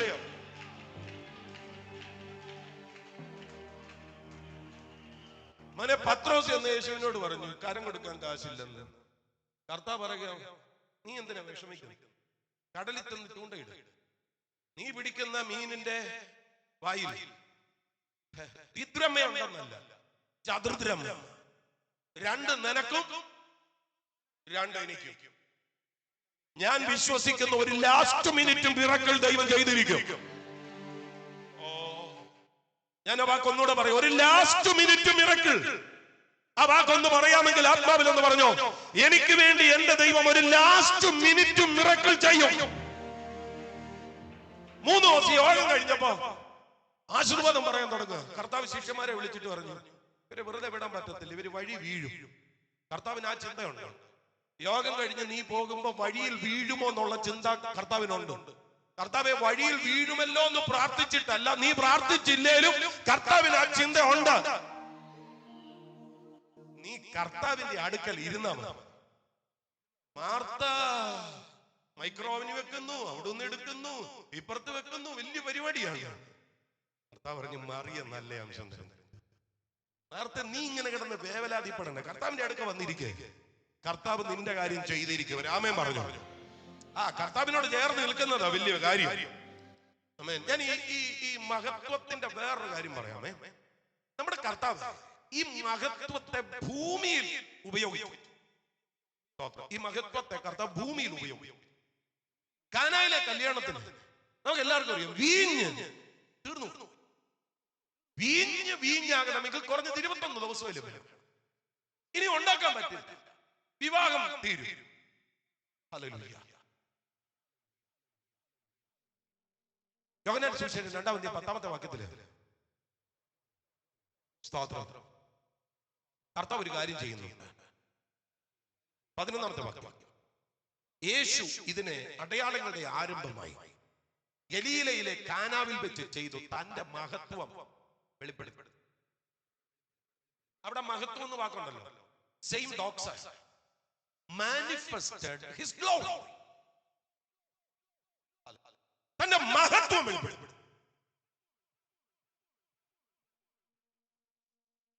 ഭൂമി മഹത്വത്തിന് രണ്ട് ലെവലുണ്ട്. ഒന്ന്, അത് നിത്യതയിൽ കിട്ടാനിരിക്കുന്നത്, അത് അതിന്റെ ഏറ്റവും പ്രധാനപ്പെട്ട അർത്ഥം. അപ്പോൾ തന്നെ ഈ മഹത്വത്തിന്റെ വെളിപ്പാടിൽ നീ നിൽക്കുമ്പോ ഈ കാര്യം നിനക്ക് ഭൂമിയിൽ അനുഭവിക്കാൻ പറ്റും. അവിടെ വായിക്കുന്നു, manifested his glory.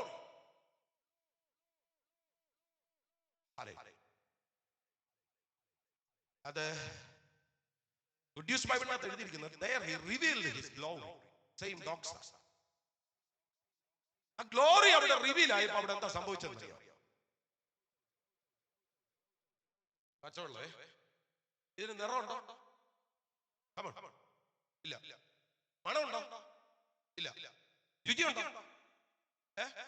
ഇല്ല. അപ്പൊ നിറയില്ല, മണമില്ല, രുചി. അതാണ് കച്ചവടം. കിണറ്റി കിടന്ന മറ്റോ ഇത് കോരി 6 കൽപാത്രങ്ങളിലേക്ക് ഒഴിച്ചു. അവിടെ കർത്താവ് തന്റെ ഗ്ലോറിയെ വെളിപ്പെടുത്തി. Glory manifest. കൽപാത്രങ്ങളിൽ ഇതുവരെ കിടന്ന വെള്ളം, നിറവില്ലാത്ത, രുചിയില്ലാത്ത, മണമില്ലാത്ത വെള്ളം ഗ്ലോറി റിവീൽ ആയിട്ട് ഒറ്റ സെക്കൻഡ് കൊണ്ട് നിറമില്ലാത്തതിന് നിറം, മണമില്ലാത്തതിന് മണം, രുചിയില്ലാത്തതിന് രുചി. ഞാൻ പറഞ്ഞത്, കുഞ്ഞ്, നീ മഹത്വത്തിന്റെ വെളിപ്പാടിൽ നിൽക്കാമോ? ഒരുപക്ഷെ ഇന്ന് നീ ഭയങ്കരമായി റിജക്റ്റഡ്. ആരോ പറയുന്നു രുചിയില്ല, ആരോ പറയുന്നു മണമില്ല, ആരോ പറയുന്നു നിറമില്ല. പക്ഷെ മഹത്വം നീയുമായി കണക്റ്റഡായ, മഹത്വം നിന്റെ വിഷയത്തിൽ ഒന്ന് റിവീലായ, നിന്റെ ജീവിതത്തിൽ മഹത്വം ഒന്ന് ഇറങ്ങി വന്ന ഒറ്റ സെക്കൻഡ് കൊണ്ട് നിറമില്ലാത്തതിന് നിറം വരാൻ പോകുകയാണ്. ഓ, രുചിയില്ലാത്തതിന് രുചി വരാൻ പോകുകയാണ്. വീട്ടിൽ റിജക്റ്റഡ് ആയിരിക്കും, സഭയിൽ റിജക്റ്റഡ് ആയിരിക്കും, ചെന്ന ഇടത്ത് മുഴുവൻ റിജക്റ്റഡ് ആയിരിക്കും. പക്ഷെ ഗ്ലോറിയുമായി നീ കണക്റ്റഡ് ആയാൽ നിന്റെ റിജക്ഷനുകളെ എന്റെ ദൈവം സെലക്ഷനുകളാക്കി മാറ്റും. വിശ്വസിക്കുന്നവരുണ്ടെങ്കിൽ ആത്മാവിലൊന്ന് സ്തോത്രം ചെയ്തു. കർത്താവിനോട് പറയാൻ പറ്റുമെങ്കിൽ ആത്മാവിൽ പറ, കർത്താവ്, ഞാൻ ഒത്തിരി റിജക്റ്റഡ് ആണ്, എന്റെ റിജക്ഷനെ ഒന്ന് സെലക്ഷൻ ആക്കണം. ചില വ്യക്തികളെ നോക്കി പ്രവചന ആത്മാവിൽ ഈ വാക്ക് ഞാൻ വിളിച്ചു പറയുകയാണ്. കുഞ്ഞ്, വേറെ മാർഗമില്ല കേട്ടോ. നിന്റെ പഠനം കൊണ്ട്, നിന്റെ മികവ് കൊണ്ട്, നിന്റെ കഴിവ് കൊണ്ട്, നിന്റെ അപ്പന്റെ പണം കൊണ്ട് നിനക്ക് നേടാൻ കഴിയുന്നതിനൊക്കെ ലിമിറ്റേഷൻ ഉണ്ട്, വളരെ ലിമിറ്റേഷൻ. പക്ഷെ ഗ്ലോറി റിലീസായ നിന്റെ ലിമിറ്റേഷനുകൾ പൊളിയും. എനിക്കറിയാം, മഹത്വം ഇന്ന് രാത്രി ചിലരെ തൊടാൻ പോവുകയാണ്. മഹത്വം ഇന്ന് രാത്രി ചിലരെ തൊടാൻ പോവുകയാണ്. എത്ര പേര് ആത്മാവിൽ പ്രാർത്ഥിക്കും, കർത്താവേ, ആ മഹത്വവുമായ ഒരു ബന്ധത്തിലേക്ക് എന്നെ ഒന്ന് കൊണ്ടുവരണം. പ്രാർത്ഥിക്കാൻ പറ്റുമെങ്കിൽ ഇന്ന് രാത്രി പ്രാർത്ഥിക്കേ. നമ്മുടെ സമയം ഏതാണ്ട് അവസാനിക്കുന്നുവെന്ന് ഞാൻ തിരിച്ചറിയുക. അതുകൊണ്ട് അഭിഷേകത്തിൽ പ്രാർത്ഥിക്കേ. മഹത്വവുമായി എന്നെ ഒന്ന് കണക്ട് ചെയ്യണം. യേശുവിന്റെ നാമത്തിൽ, യേശുവിന്റെ നാമത്തിൽ, യേശുവിന്റെ നാമത്തിൽ. എത്ര പേര് പ്രാർത്ഥിക്കും? എത്ര പേര് പ്രാർത്ഥിക്കും? പ്രാർത്ഥിക്കുവാൻ കഴിയുന്നവരൊക്കെ പ്രാർത്ഥിച്ചോ. കർത്താവ് നിന്നെ മഹത്വവുമായി കണക്ട് ചെയ്യാൻ പോകുന്നു. യേശുവിന്റെ നാമത്തിൽ, യേശുവിന്റെ നാമത്തിൽ കരം നീട്ടി കർത്താവിന്റെ കരത്തിൽ ഒന്ന് പിടിക്കാൻ പറ്റുമെങ്കിൽ ഇന്ന് രാത്രി ഒന്ന് പിടിക്കാൻ. മഹത്വം, മഹത്വം, മഹത്വം. നിന്റെ ഇടത്തിരിക്കുന്ന വ്യക്തിയേക്കാൾ, നിന്റെ വലത്തിരിക്കുന്ന വ്യക്തിയേക്കാൾ, നിന്റെ മുൻപിലും പിൻപിലും ഇരിക്കുന്ന വ്യക്തിയേക്കാൾ കൂടുതൽ കൂടുതൽ യഥാവാനാണ് മഹത്വവാനായ ദൈവം. ഈ രാത്രി കർത്താവിനോട് പറ, മഹത്വമേ, അങ്ങനെ ഒന്ന് തൊടണേ. യേശുവിന്റെ നാമത്തിൽ പ്രാർത്ഥിക്കുവാൻ കഴിയുന്നവർ പ്രാർത്ഥിച്ചോ. പ്രാർത്ഥിക്കുവാൻ കഴിയുന്നവർ പ്രാർത്ഥിച്ചോ. കുഞ്ഞെ, കർത്താവ് നിന്നെ തൊടുന്നു.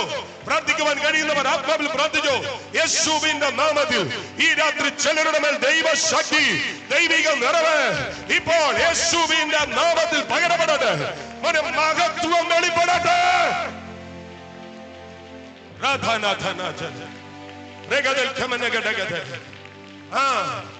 എനിക്കറിയാം ചെറുപ്പക്കാരെ പരിശുദ്ധാത്മാവ് ഇന്ന് രാത്രി തന്റെ സാന്നിധ്യം കൊണ്ട് നിറച്ചു തുടങ്ങുകയാണ്. യേശുവിന്റെ നാമത്തിൽ ഈ മീറ്റിംഗിന്റെ അവസാനത്തെ മിനിറ്റുകളിൽ അസാധാരണമായ ചില കാര്യങ്ങൾ ഈ ഹാളിനകത്ത് എന്റെ കർത്താവ് ചെയ്തു തുടങ്ങുന്നു. മഹത്വം ചിലരെ തൊടട്ടെ.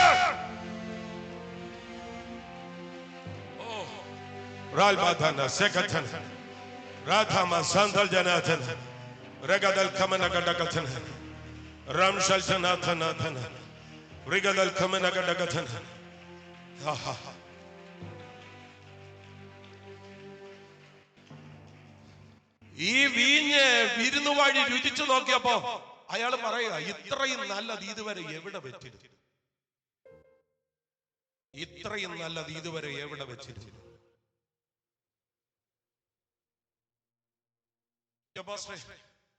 ഇതുവരെ പ്രവചിച്ചിട്ടുള്ളതിൽ ഏറ്റവും മികച്ച പ്രവചനങ്ങൾ വരാൻ പോകുന്നതേ ഉള്ളൂ.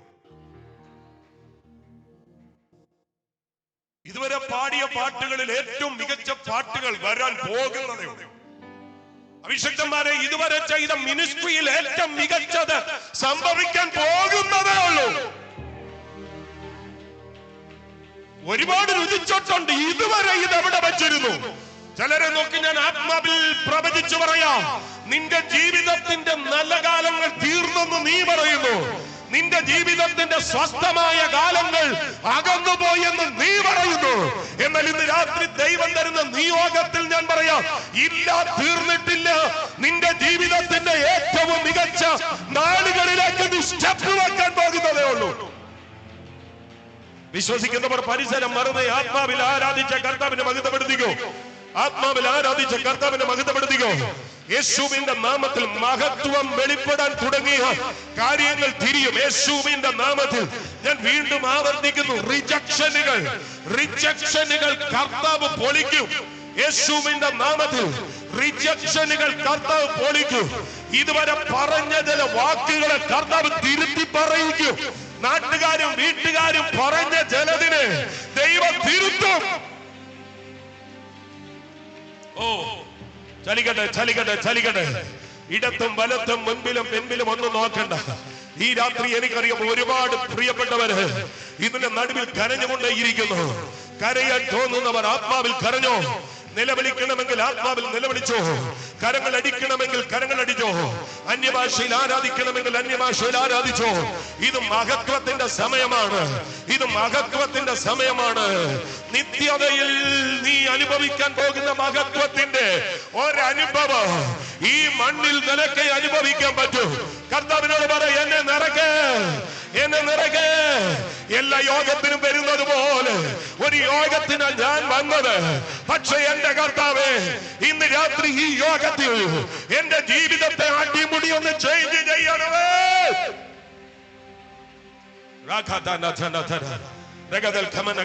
പ്രാർത്ഥിച്ചോ, പ്രാർത്ഥിച്ചോ. എനിക്കറിയാം ചിലരുടെ മേൽ ഈ രാത്രി ഒരു നിറവ് വന്ന് വീഴുന്നു. ചിലരുടെ മേൽ ഒരു നിറവ് വന്ന് വീഴുന്നു. ചിലരുടെ മേൽ ഇന്ന് രാത്രി ഒരു പകർച്ച വന്ന് വീഴുന്നു. ചിലരുടെ മേൽ ഒരു പകർച്ച വന്ന് വീഴുന്നു. യേശുവിന്റെ നാമത്തിൽ തകർന്നവനായി കയറി വന്നതുപോലെ നീ തിരിച്ചിറങ്ങാൻ പോകുന്നില്ല. ഉടഞ്ഞവളായി കയറി വന്നതുപോലെ നീ തിരിച്ച് ഇറങ്ങാൻ പോകുന്നില്ല. ഇത് നിന്നെ കർത്താവ് അടിമുടി മാറ്റി മറിക്കുന്ന സമയമാണ്. പണ്ടുള്ളതിനെ ഓർക്കേണ്ട, മുൻപുള്ളതിനെ നിരൂപിക്കേണ്ട.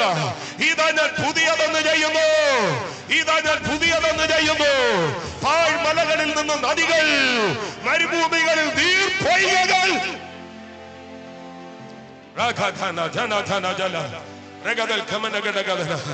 അഭിഷേകത്തിൽ, അഭിഷേകത്തിൽ ആരാധിക്കേ, ആത്മശക്തിയിൽ ആരാധിക്കേ, ആത്മശക്തിയിൽ ആരാധിക്കേ. ഇന്ന് നിങ്ങളുടെ ജീവിതം മാറാനുള്ള സമയമാണ്. നീണ്ട നാളുകൾ നീ കരഞ്ഞ കരച്ചിലുകൾക്ക് കർത്താവ് ഉത്തരം പറയുന്ന ദിവസമാണിത്. നീണ്ട നാളുകൾ നീ ചോദിച്ച ചോദ്യങ്ങൾക്ക് കിടക്കയിൽ തിരിഞ്ഞും മറിഞ്ഞും കിടന്ന് നീ പറഞ്ഞ ചില വാക്കുകൾക്ക് കർത്താവ് ഉത്തരം പറയുന്ന ദിവസമായത്. യേശുവിന്റെ നാമത്തിൽ ഉച്ചത്തിൽ പ്രാർത്ഥിക്കേ.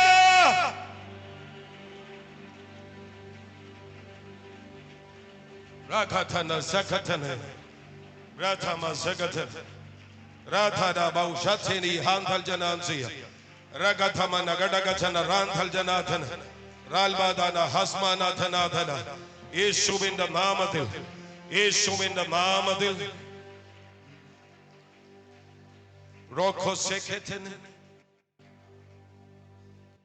ദയവായി എല്ലാവരും എഴുന്നേറ്റ് നിന്നാട്ടെ. എല്ലാവരും എഴുന്നേറ്റ് നിന്നാട്ടെ.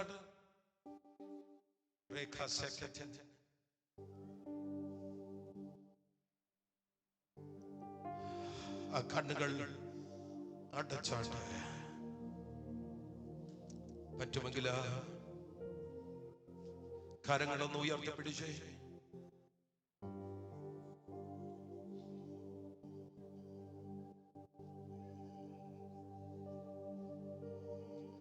ഉച്ചത്തിൽ പ്രാർത്ഥിക്കുക, ഉച്ചത്തിൽ പ്രാർത്ഥിക്കുക, ഉച്ചത്തിൽ പ്രാർത്ഥിക്കുക. എല്ലാവരും കൂടെ ചേർന്ന് പ്രാർത്ഥിച്ചു തുടങ്ങുക. എല്ലാവരും കൂടെ ചേർന്നൊന്ന് പ്രാർത്ഥിച്ചു തുടങ്ങുക.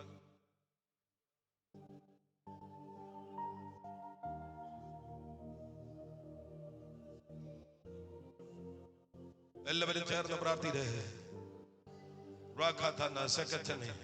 കർത്താവേ, എന്നെ ഒന്ന് നിറയ്ക്കാൻ പറ, എന്നെ ഒന്ന് നിറയ്ക്കാൻ പറ. യേശുവേ, അങ്ങനെ ഒന്ന് നിറയ്ക്കാൻ പറ. യേശുവേ, അങ്ങനെ ഒന്ന് നിറയ്ക്കാൻ പറ. അങ്ങനെ ഒന്ന് നിറയ്ക്കാൻ പറ. അങ്ങനെ ഒന്ന് നിറയ്ക്കാൻ പറ. പറ പറ. കർത്താവേ, എന്നെ തൊടാൻ പറ. എന്റെ ജീവിതത്തെ ഒന്ന് ചേഞ്ച് ചെയ്യാൻ പറ. എന്റെ ജീവിതത്തെ ഒന്ന് ചേഞ്ച് ചെയ്യാൻ പറ. എന്റെ അനുഭവങ്ങളെ ഒന്ന് മാറ്റാൻ പറ. പലരും പറയുന്നത് പലതും ഞാൻ കേട്ടിട്ടുണ്ട്. പലരും എന്നെ നോക്കി പറഞ്ഞ ഒത്തിരി വാക്കുകളുണ്ട്. കർത്താവേ, എന്റെ ജീവിതത്തെ ഒന്ന് ചേഞ്ച് ചെയ്യണം.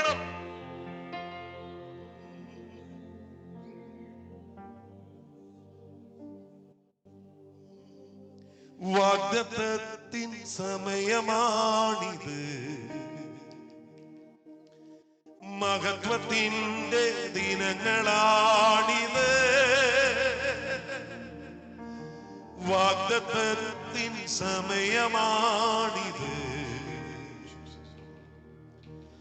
മഹത്വത്തിന്റെ ദിനങ്ങളാണിത്.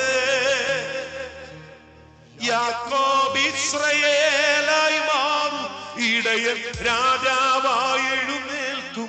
യാക്കോബ് ഇസ്രായേലായി മാറും, ഇടയൻ രാജാവായി എഴുന്നേൽക്കും. പരിശുദ്ധ രൂഹ,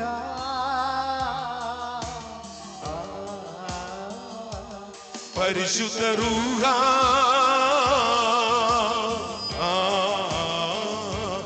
ഓ വാഗ്ദത്തത്തിൻ സമയമാണിത്, മഹത്വത്തിന്റെ ദിനങ്ങളാണിത്. വാഗ്ദത്തത്തിൻ സമയമാണിത്, മഹത്വത്തിന്റെ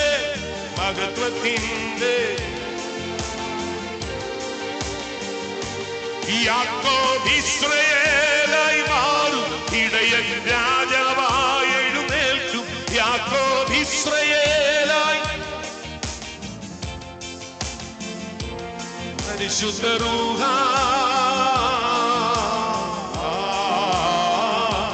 പരിശുദ്ധ രൂഹ,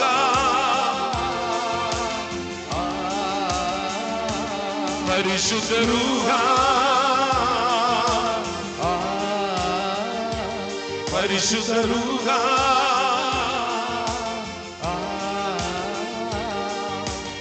ആരുമില്ല ഏകനാകുന്നു, മരണനിഴലിൻ ഭീതിയേറുമ്പോ. ആരുമില്ല ഏകനാകുന്നു, മരണനിഴലിൽ ഭീതിയേറുമ്പോ. അസ്ഥി സൈന്യമായി ഇവർ നീടും, മഹത്വം ദേശത്തിൽ വിളങ്ങിടും. സൈന്യമായി ഇവർ നീടും, മഹത്വം ദേശത്തിൽ വിളങ്ങിടും. പരിശുദ്ധ രൂഹ, പരിശുദ്ധ രൂഹ,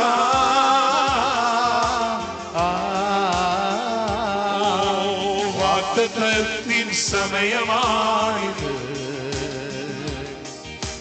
മഹത്വത്തിന്റെ ദിനങ്ങളാണിത്. വാഗ്ദത്തത്തിൻ സമയമാണിത്. മഹത്വത്തിന്റെ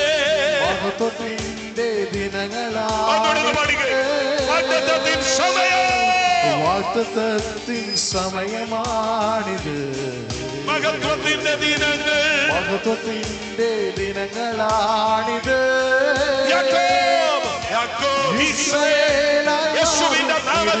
രാജാവായി എഴുന്നേൽക്കും യാക്കോബ് ഇസ്രായേലായി മാറും ഇടയൻ. യാക്കോബ് ഇസ്രായേലായി മാറും രാജാവായി എഴുന്നേൽക്കും യാക്കോബ് ഇസ്രായേലായി മാറും രാജാവായി എഴുന്നേൽക്കും. ഹല്ലേലൂയ ഹല്ലേലൂയ ഹല്ലേലൂയ ഹല്ലേലൂയ.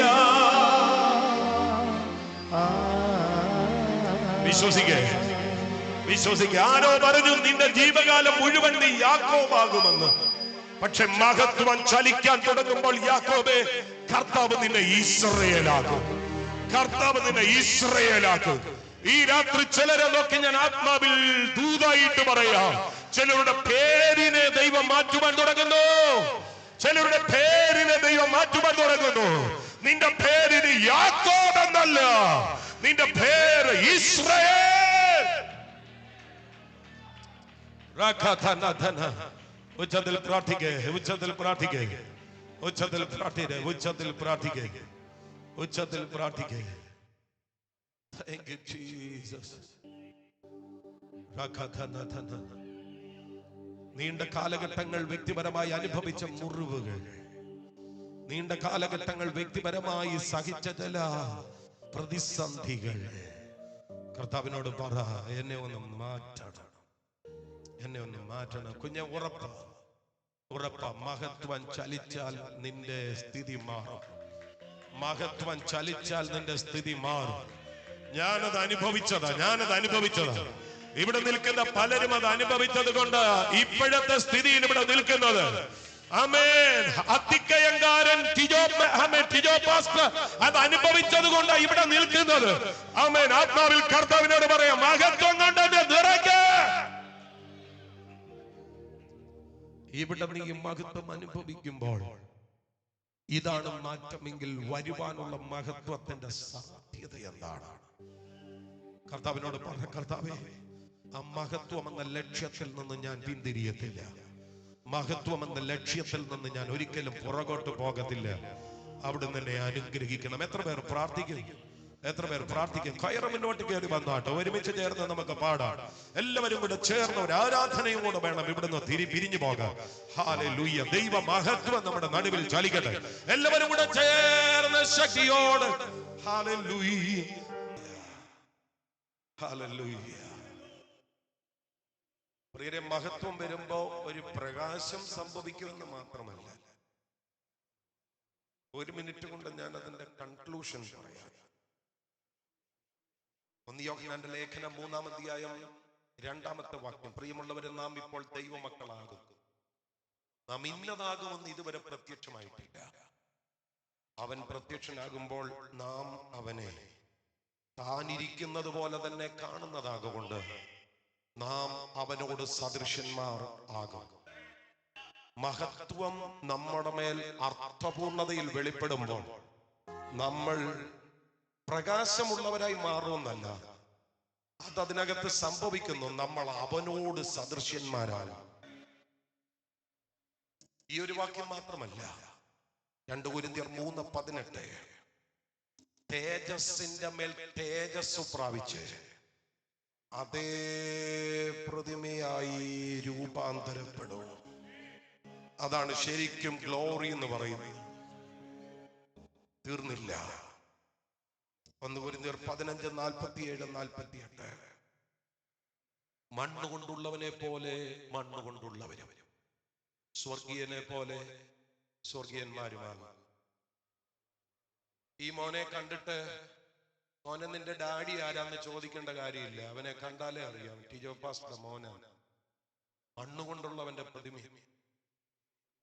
ഇത് സത്യമായിരിക്കുന്നത് പോലെ നമ്മൾ സ്വർഗീയന്റെ പ്രതിമ ധരിക്കും. അതാണ് ഗ്ലോറിഫിക്കേഷൻ എന്ന് പറയുന്നത്.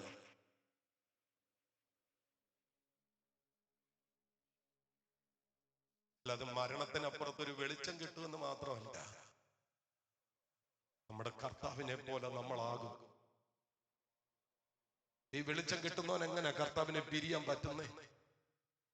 ഇവനെങ്ങനെ യേശുവിനെ മറക്കുന്നേ? ആരെങ്കിലും ചോദിക്കും, പാസ്റ്റർ ഇതൊക്കെ ശരീരത്തിലാണോ? ബൈബിൾ പറയുന്നു ശരീരത്തിൽ തന്നെ. ആ വാക്യം കൂടെ പറഞ്ഞ് ഞാൻ പ്രാർത്ഥിക്കും. ഫിലിപ്പ് ലേഖനം 3:21, അവൻ സകലത്ത് തനിക്ക് കീഴ്പ്പെടുത്തുവാൻ കഴിയുന്ന തന്റെ വ്യാപാര ശക്തിയുണ്ട് നമ്മുടെ താഴ്ചയുള്ള നമ്മുടെ ശരീരത്തെ അവന്റെ മഹത്വമുള്ള ശരീരത്തോട് അനുരൂപമായി രൂപാന്തരപ്പെടുത്തും. അപ്പൊ ഗ്ലോറിഫിക്കേഷൻ ബോഡിയിലാണ്. അതെ, ഈ ശരീരത്തിന്. ഫിലിപ്പിയർ 3:21, വിശ്വാസയോഗ്യമാണെങ്കിൽ ഈ ഗ്ലോറി നമ്മുടെ ഈ ബോഡിയെ ചേഞ്ച് ചെയ്യും. എങ്ങോട്ടാണെന്നറിയാവോ? യേശുവിന്റെ മഹത്വമുള്ള ശരീരത്തിൽ ഇതിനെ കളയരുത്. കേട്ടോ? ഒരു മിനിറ്റ് കൂടെ ഒന്ന് കണ്ണടച്ച് കർത്താവിനോട് പറ, കളയില്ല കർത്താവേ. എല്ലാ കണ്ണുകളും അടച്ച് നിർബന്ധമായിട്ടും കണ്ണടച്ച് എന്ന് പ്രാർത്ഥിച്ചു.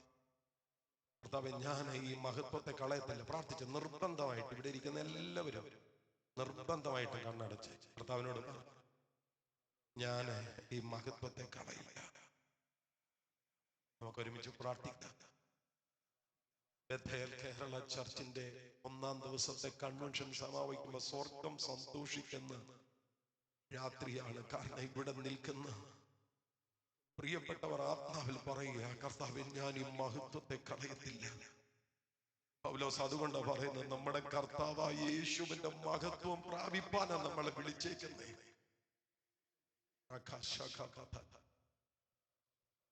എത്ര പേര് ആത്മാവിൽ പ്രാർത്ഥിക്കും?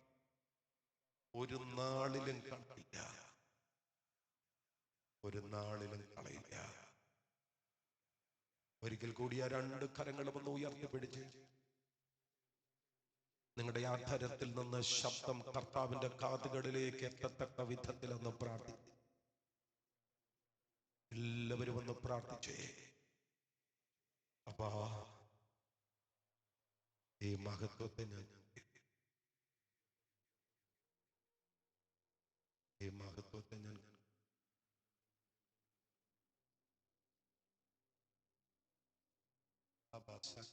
മഹത്വത്തെ ഞാൻ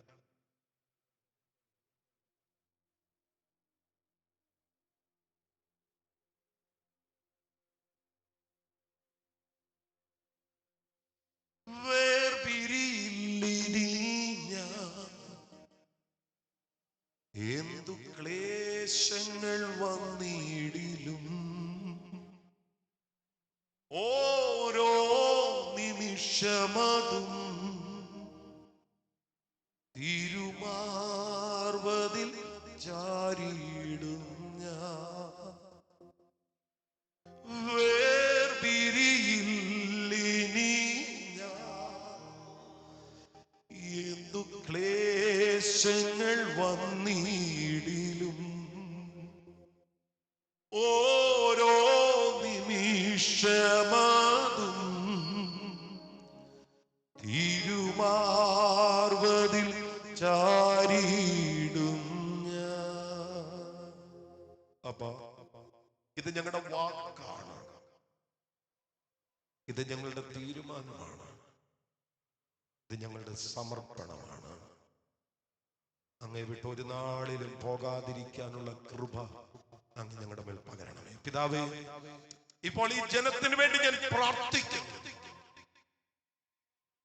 ഈ ഹാള് വിട്ട് അടുത്ത മിനിറ്റുകളിൽ പുറത്തേക്ക് ഇറങ്ങുമ്പോ ഒരു പുതിയ മനുഷ്യനെ പോലെ, ഒരു പുതിയ കാഴ്ചപ്പാടിൽ, ഒരു പുതിയ ദർശനത്തിൽ മുൻപോട്ട് പോകുന്ന ഒരു കൂട്ടമാക്കി കർത്താവ് മാറ്റുന്നതിന് സ്തോത്രം ചെയ്യുന്നു.